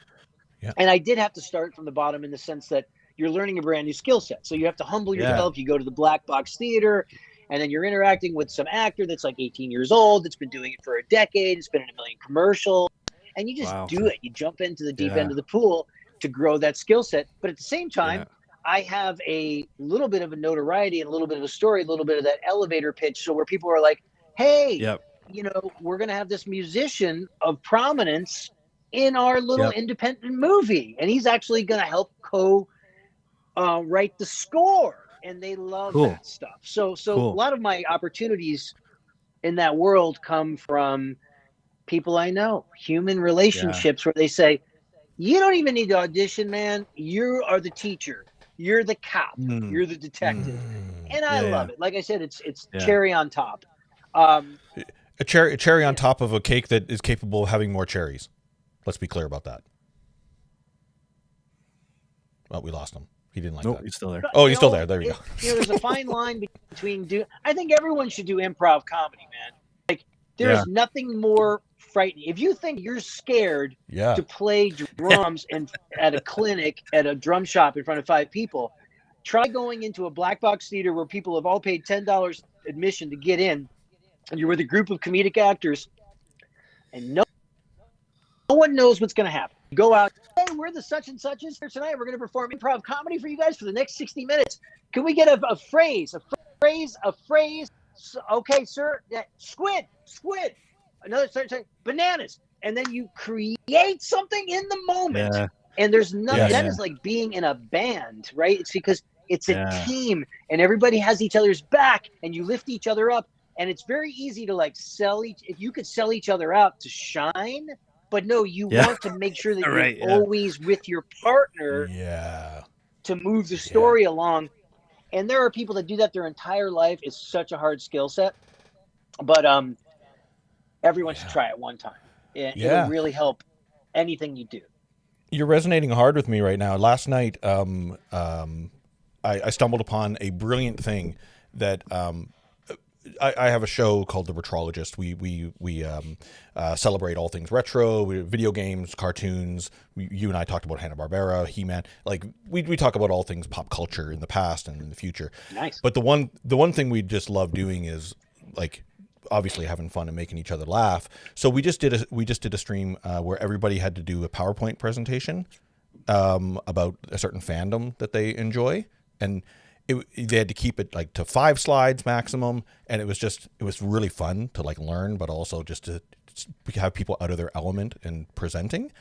But last night I learned about something which resonates with what you just said, is PowerPoint karaoke, where you actually give somebody in the moment, like, okay, Rich, here we go, and I load up a PowerPoint for you that you know nothing about, and you have to give the presentation on that PowerPoint. Cool. And you may not know anything about it, or you may know something about it or whatever, but you're about to do a presentation on something you know nothing about, and I'm going to change the slides for you. So the improv end of that, it is something you do got to practice. You do got to put yourself out there and really put yourself in the moment of risk that you could fail. Absolutely. And failure is a big talk that Sean and I love celebrating, is failures. But this really beats you over the head that you 100% are going to fail. So now it's about the support team around you to accept that and support you on it, right? Yes, and it's failing your way towards success, you know? Yeah, that's right. Yeah. I find too, what you just mentioned, Paul, is a big part of, and Rich, your improv story reminds me of the guys, the Impractical Jokers, and they draw from both of those. Love it. When they get into the whole, like the guy has a slide presentation, he has no clue what it's about, and I forget what it was, but Q is one of the guys that Brian Quinn, and he had to do this slide presentation as a punishment. But it was like a kitty cat slide presentation in front of, I don't know if you watched the show, but Brian Quinn used to be a firefighter in New York, and he had to do this really sort of girly presentation on kittens in front of his but he couldn't see who they were, and they turned the lights on, and it's all his old buddies and stuff. Amazing. I love those guys. Yeah. Which kind of leads me to my next question. And now that you're in the acting world, and I watched a really interesting interview with what's his name? He Blazing Saddles. Mel Brooks. Yes, Mel Brooks. Oh yeah, okay. And he said, use the Schwartz. Spaceballs, by the way, is my #1 movie that I would take with me to a desert island. Wow. Yeah. We're nailing this left and right. Nice. How about this? Sorry, Deshaun. Spaceballs is actually, the case for it is sitting next to my PlayStation right now, because the disc doesn't leave my PlayStation. Like it's there all the time. Nice. Yeah. Wow. Sorry, go ahead, Sean. Nice. I love it. So I guess, and now that you're in the acting world, Rich, something that he said really, really sort of, it interested me, and it's always sort of, it's made me wonder. He said, the beautiful thing about acting or about movies and television is that tragedy and comedy are the flip sides to the same coin. And I wonder, now that you're in acting, does that resonate with you? And how would you describe that, or how would you define that to someone like me who doesn't understand that world necessarily? Yeah. Well, there's a lot of actors that are like thespians that are trained. They're like theater kids, right?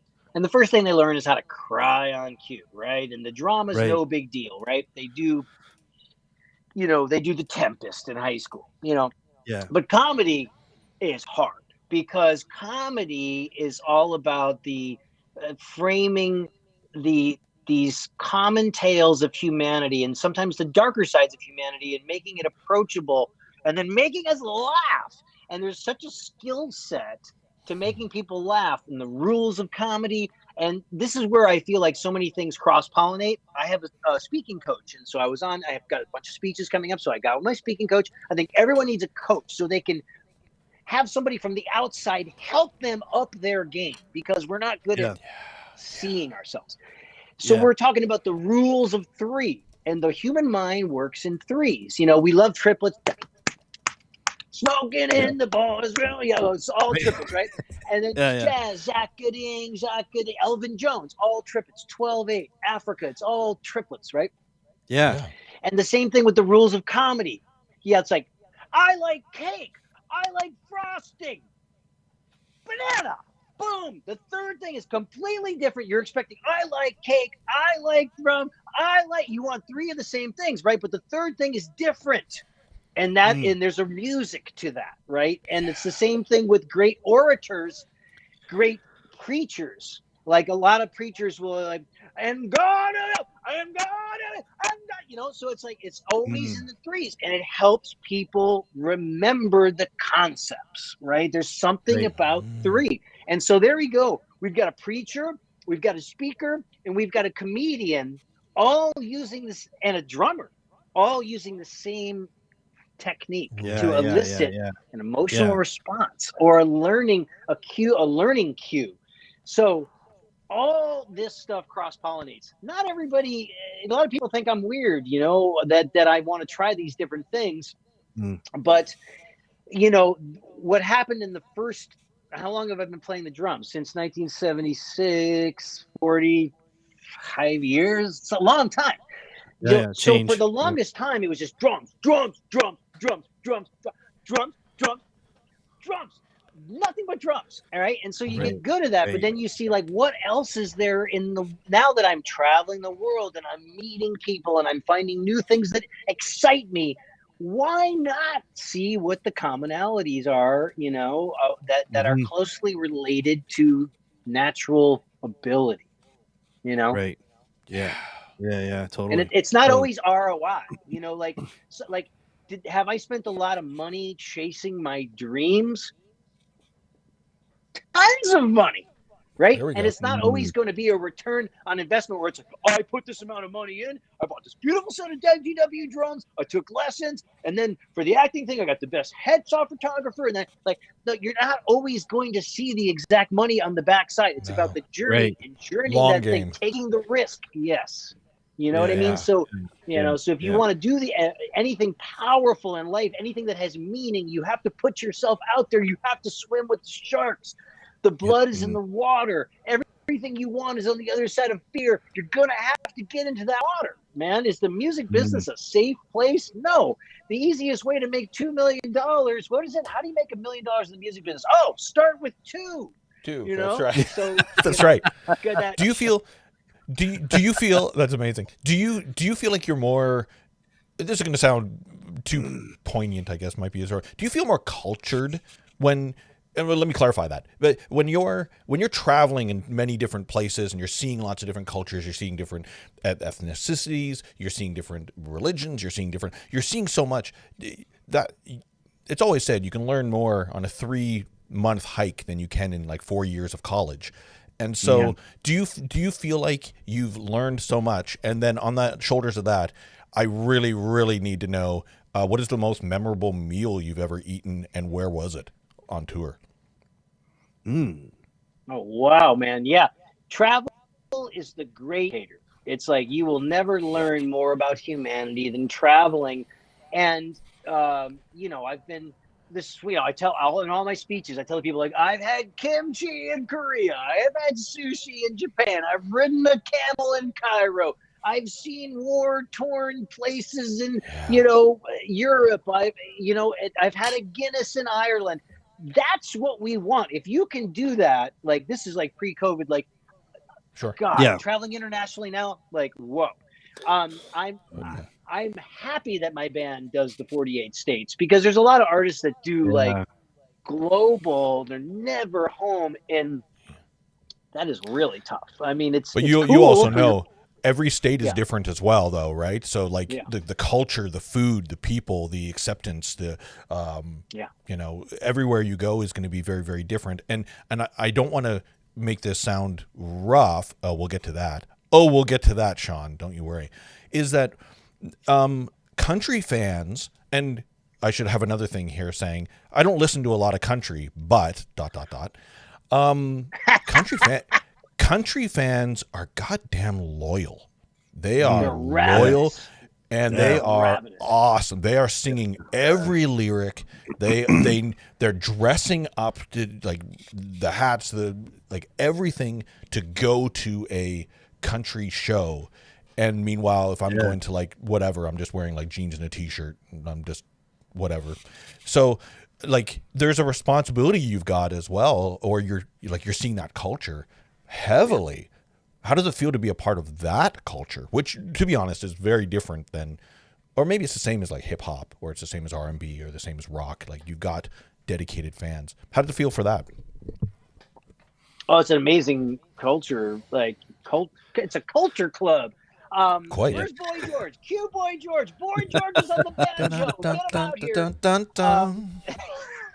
Yeah. But no, they're ravenous, because they'll follow you in the clubs to the county fair, to the state fair, to opening up, to headlining, to half basketball arenas, to full basketball arenas, to the double bill on the stadium. They consume all your videos. They buy all your music. They're there with the hat. They're buying the $20 beers, $20 an hour for the babysitter. They're there with a giant smile on their face. And then even as maybe, what goes up must come down. Then there's this thing like I played with artists pre-Jason who had 20 number one songs, and they peak out and they start parties in the state fairs, and then they're with you loyally the whole time, like 30 years. Amazing fan base. It really is. They're so loyal. Best meal I ever had was pizza, Italy. The guys that I play with in my band before Jason, we had a band called Rushlow with Tim Rushlow he had a band called Little Texas, and they sold about 10 million records. God bless Texas, the whole and great. So then Tim starts his own band. We start touring the world playing military bases, which is this amazing thing to bring this slice of the home life to Sarajevo, Bosnia, Croatia, South Korea, Iceland. And we go all over Italy, and we have this amazing meal, and we can see the Leaning Tower like right outside, and we're having all the aperitifs and the wine, and the courses keep coming, and then after's the limoncello, and it was just this beautiful, special moment, the brotherhood of our band and our new friends and our friends from the military, and we were on this like giant I don't even know this plane, but it was gigantic. We loaded like all of our gear, the PA system, everything like the into Hercules, the bowels of it. Was holy cow, incredible. Yeah. And the food was just the food, the vision, the moment will resonate with you till the end of time. Yes. Yeah. Oh, I love that. Which leads us into our other section. Rich, your mom's. What's your favorite recipe your mom cooks? Yeah. He's thinking hard. Hard to say the favorites. Right. So the sauce in the family forever. Own meatballs. She makes everything. Right. So like I got to get this together because we're not spring chickens anymore. I got to get this recipe together. I got to start working on this craft. I'd be a better cook. Yeah. But anytime I go visit my mom, she's like, "What do you want?" I was like, "Mom, I want all the staples. I want I want the lasagna. I want the raviolis. I want the homemade meatballs. We're going to do that. Boom. So pasta box is checked. And then she makes her own beautiful salad, and it's got olive oil. And then she mashes up the avocado and puts that all in there, and the almonds and the beautiful fresh.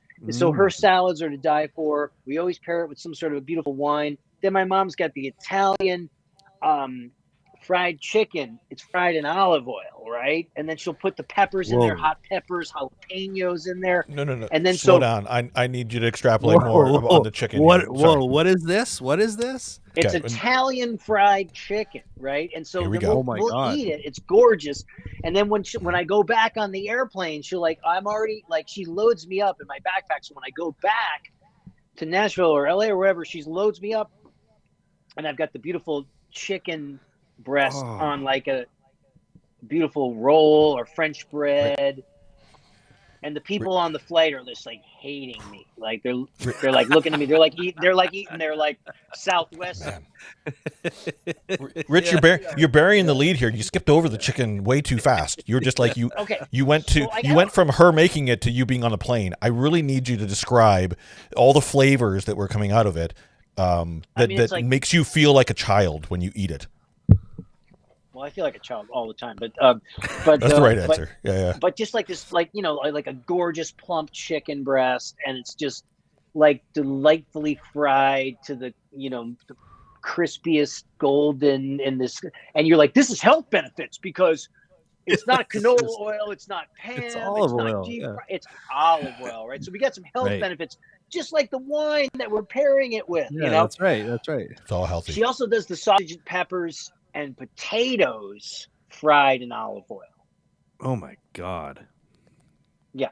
So going to see my mom is that what I do is I'll run like a crazy person to make sure that I'm underweight to go visit my mom. That's the secret. And then I come and I'm like, all right. And then while I'm there, they live in Florida, so it's like 100+ degrees. So I'm like, all right, Mom, you already, for breakfast, I had scrambled eggs with melted mozzarella, a side of kielbasa with spicy mustard, Italian bread, and a fruit platter with coffee.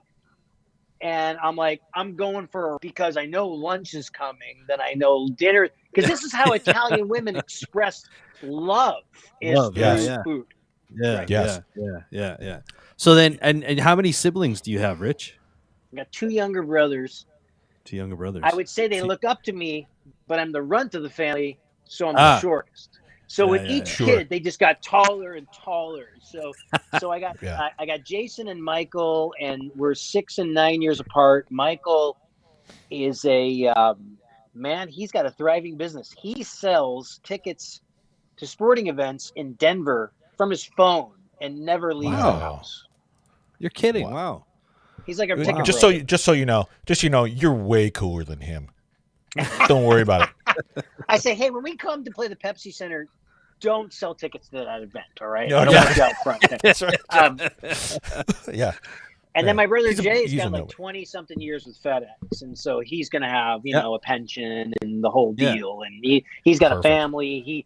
He inherited 3. He had 2 of his own, so he's got 5 kids. So like my mom got the grandkids. So like it's all like it's by now anyways. But anyway, she got the grandkids from Jason. It's harder. It's way harder to be an uncle. Trust me on that. It's harder to be the positive influence when you're right. When you're kind of the runt. If people are they're like, what does your brother do? Oh, he's a doctor. He's a lawyer. Oh, what does Uncle PJ do? Oh, he's a drummer in Vancouver. It's a hard one, right? Good delivery. That was a great comedian. Yeah, exactly. yeah. So I got to make sure that I'm like the cool guy, the drummer. Yeah. So I'm just I've always cool uncle, man. you got to be the cool uncle. Yeah. I'm always wary whether I should ask this question or not, but when we get into it, so where did you sit at the table when you guys were kids? Good question. Oh, where did we sit at the table? Where did you sit at the table? It was like my mom directs from me. My dad had the head of the table, and then my brothers would just sprinkle in, like around that. Gotcha. Yeah. Did you guys have Yeah, like man. assigned seating, or was it like a free for all? You could just sit wherever you wanted to sit. I took the same one every time. I Did guess you? I had Yeah. my spot, like Big Bang Theory. Assigned. You're in my spot. Yeah, Sheldon. Yeah, Exactly. But you also had to assert dominance over your brothers as well. yeah. But it's interesting because Yeah. my dad sat at the head of the table as well, and it was, I think that's just a dad thing for. Even I don't know that my dad was the dominant one. I think actually my mom was the dominant one, but it was just like my dad sort of. Well, I think I'll just sit at the head of the table. He carved the roast beast, I think is what you're getting at. Yeah. Yeah. All the people that turned in to hear about rudimental drumming and flammacues and Nobody bugadaboos, cares. we have completely lost them. Yeah. No. And actually, on the shoulders of that, I want to make sure, because we're going on almost 2 hours here, so I want to respect your time as well, because we've been on here for a bit. You guys are great hosts, and I don't mind this at all, man. It's a Friday night in Nashville. I got the space heater on next to me. I'm in my studio. You guys are awesome hosts, man. Oh, thank you very much, Rich. Thank you. This is what we enjoy doing, is just hanging out and talking, and literally just hanging out. That's really what we want to do. And we kind of hit it at the beginning, is that sure, everybody can learn about rhythmic cues and paradiddles and double paradiddles.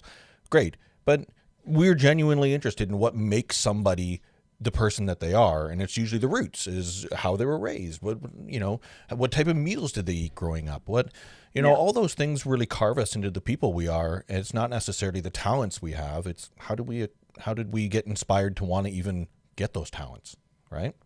I mean, supportive parents are, I always encourage parents, I'm like, look, if your kid is interested in something other than TikTok, support that 150%. My dad drove me around and got me into nightclubs, and there was always timpani and orchestral chimes and glockenspiels and xylophones in the back of a pickup truck, and my mom, the same thing. They just they never said, be a doctor or a lawyer or something. They're just like, do you love this? You're passionate about this. It's obviously that you're getting good feedback from the world. Your teachers are saying that you're talented and that you can do this if you want to do this. So if you want to do this, we support it 100%. So God bless support. Absolutely. Absolutely. And what did your parents do for a living, Rich, if you don't mind me asking?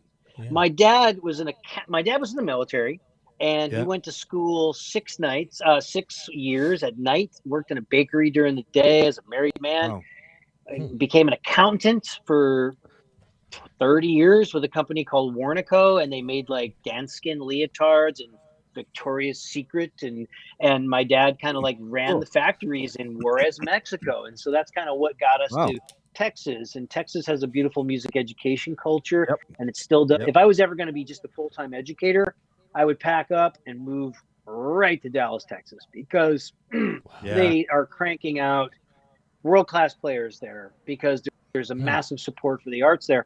And my mom, she sold she sold Tupperware, she did all that stuff. She's a cancer survivor. To top that all off, she the nurse for 40 years. Wow. So you have to have massive empathy, and a huge heart to be a nurse. And everybody in my family is in the medical field. There's doctors and medical techs and respiratory techs and nurses, and it just was kind of in my family. And I'm the black sheep. I'm the guy that was like, I can play this rock beat, and I'm gonna buy a house with this rock beat. I would argue that you probably have it better now, because then you get to act like any of those professions now. It could. I totally could. And you got a basis. You got a basis of empathy towards, if you did have to be a doctor, or if you did have to be an accountant, or you did have to work in a bakery, or you've got some things that you can grab from, and that says a lot as well. Yeah. Well, my mom. Sorry, go ahead, Rich. You're the host. You go. I don't know if you know, but we're more important than you, apparently. I was just gonna say, my mom's a cancer survivor as well, and my dad was in the emergency services field. He's a firefighter, and I just your mom being a nurse, and I can see I think that, and I'm assuming this, but that definitely where you get your empathy and your ability to relate to people, because I know, especially one of the most profound interviews I've seen lately with was just with a nurse. She's not just a nurse, but a nurse from a hospital down in, I think, Louisiana, and this ward full of COVID patients that weren't vaccinated, and they were asking her about how does it feel, like they're not vaccinated and people have told them, and she said, you know what, at this stage and where they're at, to have an opinion or have be browbeating someone, that's not the place for this. And she was like, just the love and sort of the empathy that she exuded. And like you mentioned earlier, the giving of the hearts to the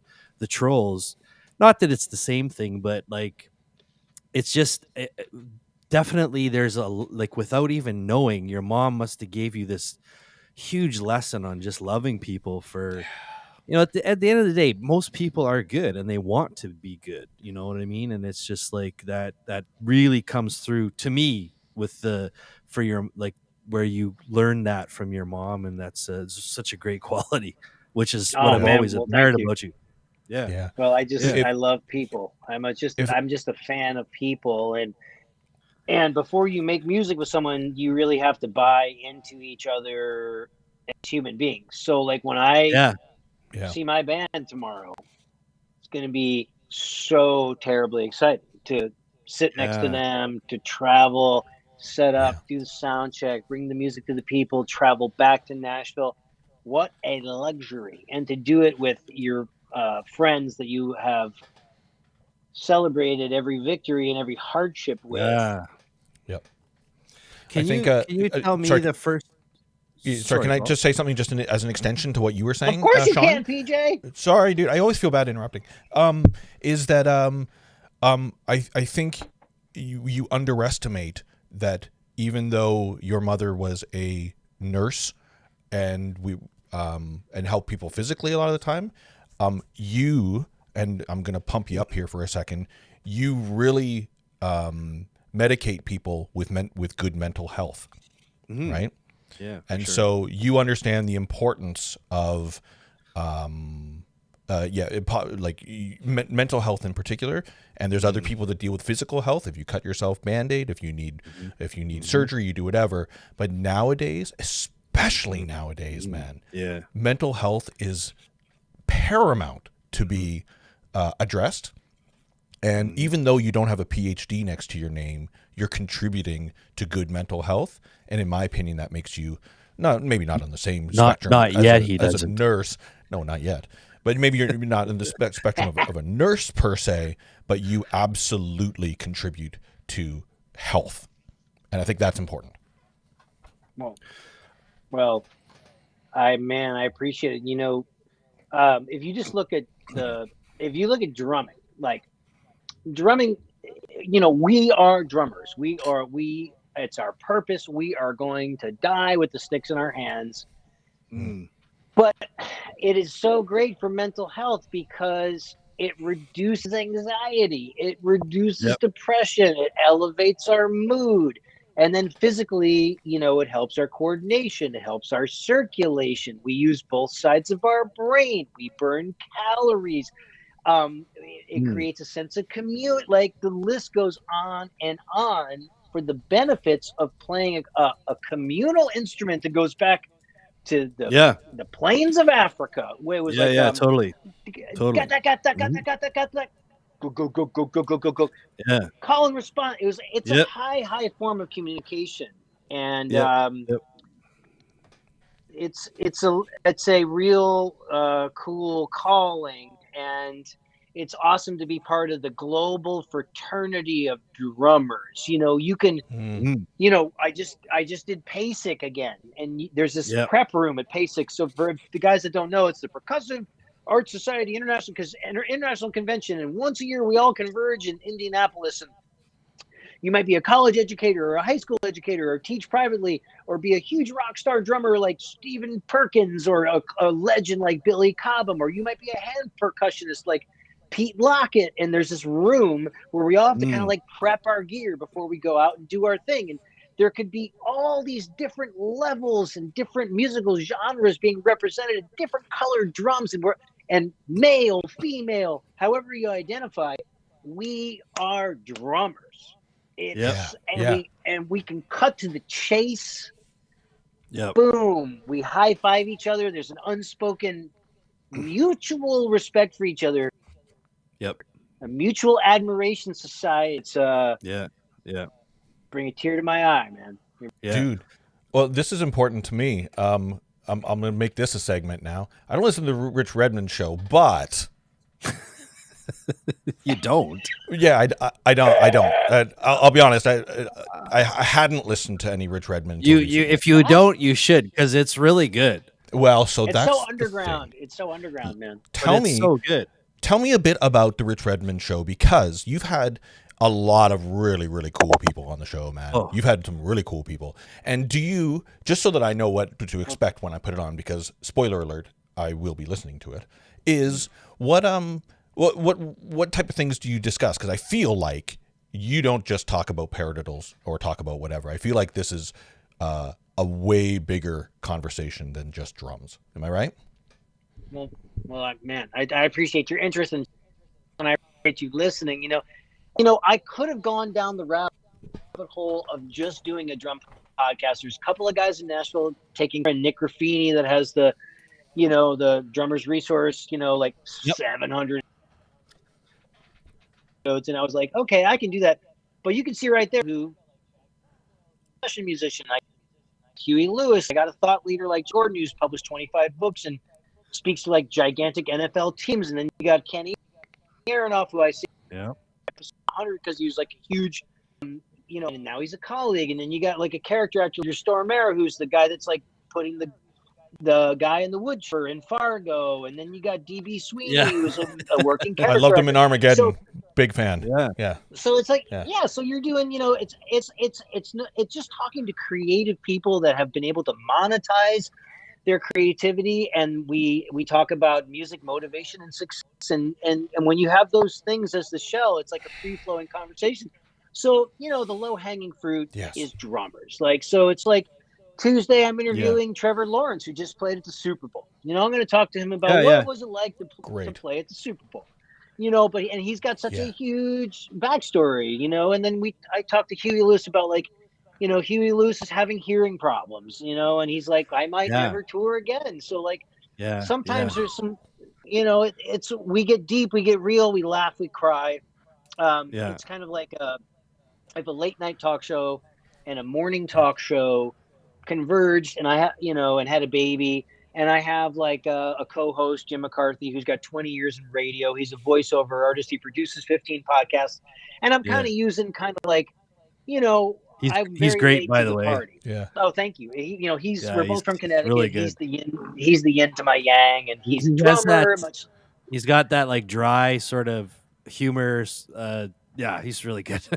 Well, and he's a muse. He's a muse. He's a champion. When I feel down or I feel like I need to reinvent myself, Jim is the first guy that's whispering in my ear, like, people love you. It's okay. Take a day off. Drop to, hit your knees. Go get some exercise. He's that guy for me, and he's funny as hell. So I love doing a show with him. And I'm 15 years late to the party. Who's the smartest guy? Mark Maron. But like, how did Mark Maron start his podcast? Well, he started a podcast by interviewing the people that were closest to him that he knew. The low-hanging fruit in his life, which is fellow comedians. But then he grew that into actors, thought leaders, authors, the president of the United States. So I'm just kind of like using it as a platform to develop a God-given ability, which is thinking on my toes, trying to be witty, trying to create little wisdom nuggets that people can take with them, put it in an entertaining format, and just kind of grow the audience. Do I know where it's going? Absolutely not. I mean, currently I have no spot, but that doesn't mean I'm discouraged. It just means that it speaks to the whole thing about ROI. It's like money on this sign looks really good, right? But that means it does look good. I'll give you that. I've got a quality product. thanks. Like, so I got a quality product you put out into the world, and you just keep doing it. If you want to do something, you just got to keep showing up. Don't stop. Don't stop. I stopped for 5 months. I'm very like early 2021. I was like, man, I need a break. And maybe I should have done. I stopped the momentum. I probably would have had 200 episodes by now. But Right. I just took a break, and now I'm more fired up and focused than ever, man. Yeah. You listen to other human inside your body, in your gut. Or no, what did we learn about in the very beginning? About the gut. Well, the gut biome. Gut biome. If you count the bacteria, it's a whole other person, which is why scientists say that's a gut instinct. It's another brain saying, "Hey, this is the." Yeah. And Rich, I mean, Rich, you have listen, to listen to his gut. I like it. No, but that's what I'm saying is I think Rich is the type of guy that he does that. He goes by that feeling, because typically when you think about it, like if you listen to your logic side and you said, when I'm at 15 years old, well, when I'm in my early 40s, I'm going to be a drummer and talk show host and actor and blah blah blah, your logic side's going to say, what the fuck are you talking about? Space cowboy is what you're supposed to be when you're 6. But that's what I'm talking about, is this gut instinct, and they're saying scientifically it exists. It says it resonates with your soul. It talks to your soul, not to your brain. Okay. And I don't know. I buy it. Okay. No, your gut is trust your gut. Yes. That instinctual thing is one of our rights in following that voice in our head, that instinct, that gut feeling. Like when that you probably shouldn't go into business with someone, or when a woman swipes right and she goes on a date with this creep and I am going to pretend that someone's calling me. I am out of here. She's following her gut. Yeah. And that is it's a tool of survival. It's frustrating. Sure. My wife has the best gut. She'll tell me right away, like, that guy you shouldn't be friends with that guy, or what. Like, she's very vocal about it. And the problem is, she's 100% right every time. Yeah, every time she's right. That's awesome. And you got to keep this woman in your life, buddy. Absolutely, she's over there. Well, she's smiling. She agrees. The same principle he applies to the and which is you're talking about, Rich, is the Nashville machine. The I know a guy. I got a guy. Familiarity is a concept that we sort of are comfortable with, because he said our ancestors who saw a plant, the fact that they recognized it meant it was safe, because if they ate it and they recognized it, I mean, it didn't kill them. So familiarity is bred from that. The fact that if you ate it, you wouldn't have been around to see it again. So there's something, it's super primal, right? Like, it's the fact that you recognize that plant means, I obviously it hasn't killed me, so it's okay. Yeah. And drumming is primal, man. Good. That's exactly what it is. Okay. Well, and I used to take African percussion, and learning from Kwashi, who was the drum master in my class, was our master, and he said, I can date. So the some of the rhythms he was teaching us, I said, so, and he's going gamala gamala gamala taka taka taka taka gamala, very similar to conical. And I was like, so the gamala, that's like a triplet. So you're talking like, is it a 16th? And he's like, why are you doing math? It's drumming. It's a language. Yeah. And he said, like, some of this stuff I'm teaching you, my great grandfather passed this down. We don't write it down. I'm showing you. He goes, I'm showing you. Don't try and complicate it with math. He goes, this is it. When you played it, that's it. Now you can show that to someone else. And it's some of these rhythms, he said, these were the rhythms that our tribes might have used to warn of an impending attack. And that was off in the distance. Someone saw someone, and someone started playing they're coming. You guys should hide. And when you think about, like, man, that's pretty heavy when those rhythms are based on survival of a human organism that lived like thousands of years before us. That's super heavy. It's incredible. And like, look at everyone in Brazil plays a percussion instrument. And you know how you have like 1E, a 2E, a 3E, a 4E, right? So like the guy with the bow tie that's playing in the San Francisco Symphony, he's like 1E, a 2E, a 3E, a 4E. It's got to be super. So that's stylistically speaking to that genre, right? But then in Brazil, it's almost triple. It's drunk. It's the same thing when you play. It's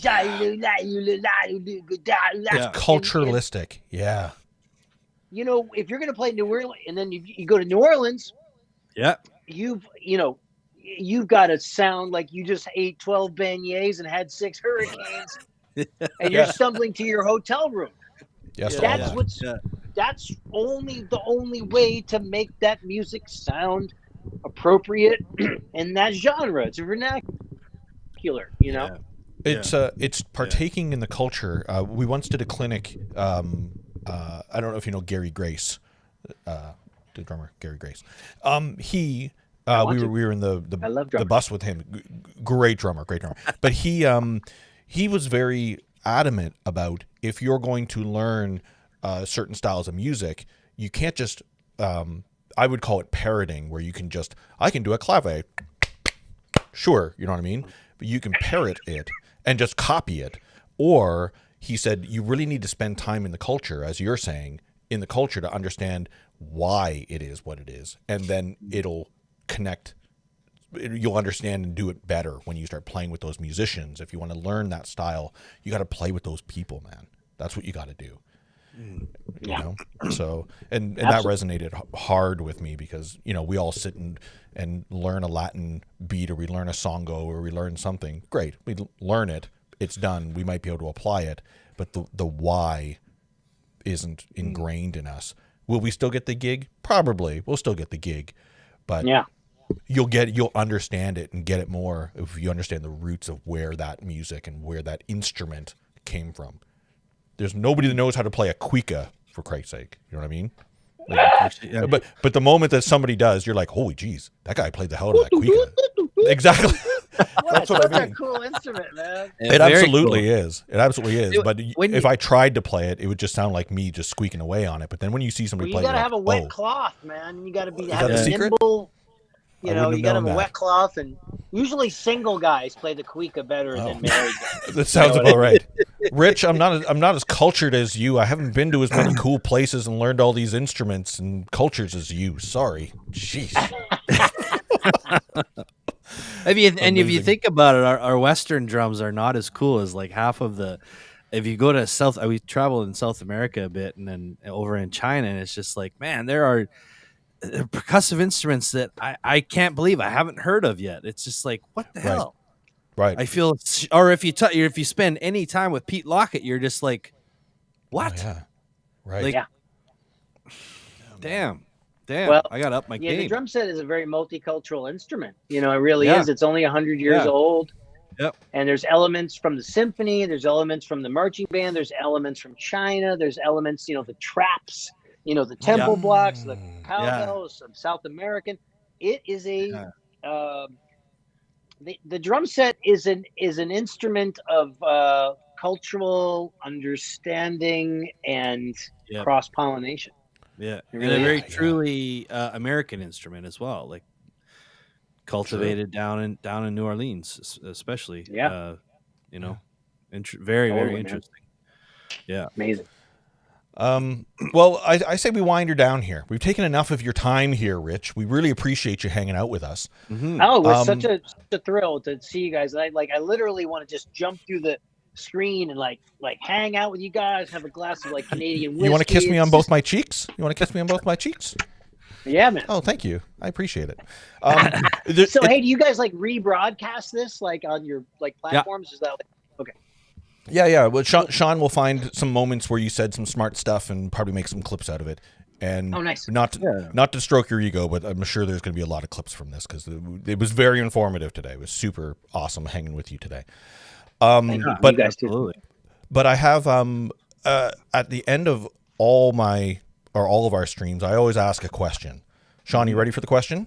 I am absolutely ready. Okay, so Rich, those who know me know that I ask this question at the end of every drum clinic I think I've ever been to. So typically there's a drummer on stage, but in this case, in the virtual world, I'm going to phrase it a little bit differently. Here we go. Rich, it's easy to put our heroes on a pedestal, but they seem more human when we see them fail.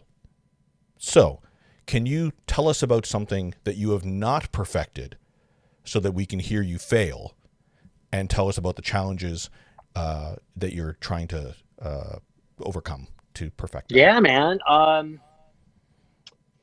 Let's see. The first thing that goes for me, technique-wise, if I'm not doing it all the time, is fast bebop ride cymbal. Because it's a little twitch muscles, and like for the last 20 years, like larger muscle, like the fingers are working, whack, whack, whack, but that thing is like, you got to be doing it all the time. Sometimes, there's this new wave of teachers that are out there that are like, sit up straight and pull the beater out of the bass drum. Be pulling the beater out of the bass drum. But like a lot of my heroes didn't do it, and I don't do it, and I feel like an old dog. And so 99% of the time, the beater is in the bass drum. So I feel like a failure, but it just keeps working. And thank God the phone rings and the check clears. I keep bearing the bass drum. Oh, that makes me feel so good, Rich. Thank you, because I bury the beater all the time, and you've just basically verified that if I continue doing that, I can be as successful as yourself. Thank you. If you have a felt beater or a wool beater and you're playing a ballad or the bass drum's wide open, definitely pull the beater out. But of course, yeah. No, I'm not going to do that. It's going to be great. It's going to be great. I feel like a failure. Thank you, dude. Thank you very, very much. That is exactly it, and it's kind of cool when I ask those questions to people on stage, and they demonstrate themselves failing, and the audience laughs, and we all laugh together, and it really humanizes people to hear about failures, and it seems to be a theme within all of the streams that Sean and I do that we really like supporting and talking about failures, because as we learned in our last stream, without failure, failure builds character, right? Is what Aaron said in the last stream, and that resonates hard with us. So, thank you. But it is better to fail when you're young, or fail in the privacy of your home, because if you do it a lot publicly, that's not something you want to make a habit out of either. Dude. Yeah. Yep to all that. Yep. Yeah. Oh, Rich. Okay, Sean. Why don't we wrap it up here? Sean, tell us a bit about what's going on with some streams that are happening with you and I. So we got a couple of very cool. Can you hear me? Oh yeah, your volume went there. We go. Okay, great. So we actually have a guy that Rich had on his podcast not too long ago, Nate Martin from the Voice, and nice. I've been a huge fan of Nate since the Rockstar series, and so I'm really looking forward to talking to that guy. And that's on February 26th, so that's exactly 1 week and 1 day from now, so Saturday. And Paul, PJ, you know more about the GOAT than I do, and he's happening on the 28th. So he's 2 days after Nate, and he's an electronic guy. That's right. The GOAT is a techno artist. He was a drummer / electronic artist, and now he's an electronic artist / drummer. And we're going to learn a lot about how he applies his drumming to his drum programming, and not only that, how he records his drums, puts lots of filters on it, and lots of programming, and applies it to the music that he writes. So, modern drumming, Rich. You know all about that, but you got to be a modern drummer these days, right? Mm-hmm. Yeah. Mm-hmm. And that's what we got going on for this, and a lot more fun happening in March. Cool? Yes, lots more fun. Yeah, and for anyone in chat, we've posted all of Rich's links in the chat, so you can click right on those links and head to those websites and download, purchase his Amazon book or his Kindle, doesn't matter, and check him out because he's a really cool guy, and we thank him very much for being here and spending his very valuable time with us this evening. Agreed. Okay, well, guys, thanks for having me. I sure appreciate it. Thanks, Rich. We really appreciate it. We learned a lot tonight. Thanks, dude. Thank you. Goodbye. This is the awkward part where we say goodbye. And we'll hang out for some back pats. And then hanging out, or we just literally saying goodbye? No. We are going to hang out. We go into the part. We go into the part where we're hanging out. Yeah. A long ass echo drop song again. No. We'll keep it short. But we go into the section I like to call the back patting, where we tell each other how awesome we did. So here we go. Thanks, everybody. Cheers. Take care.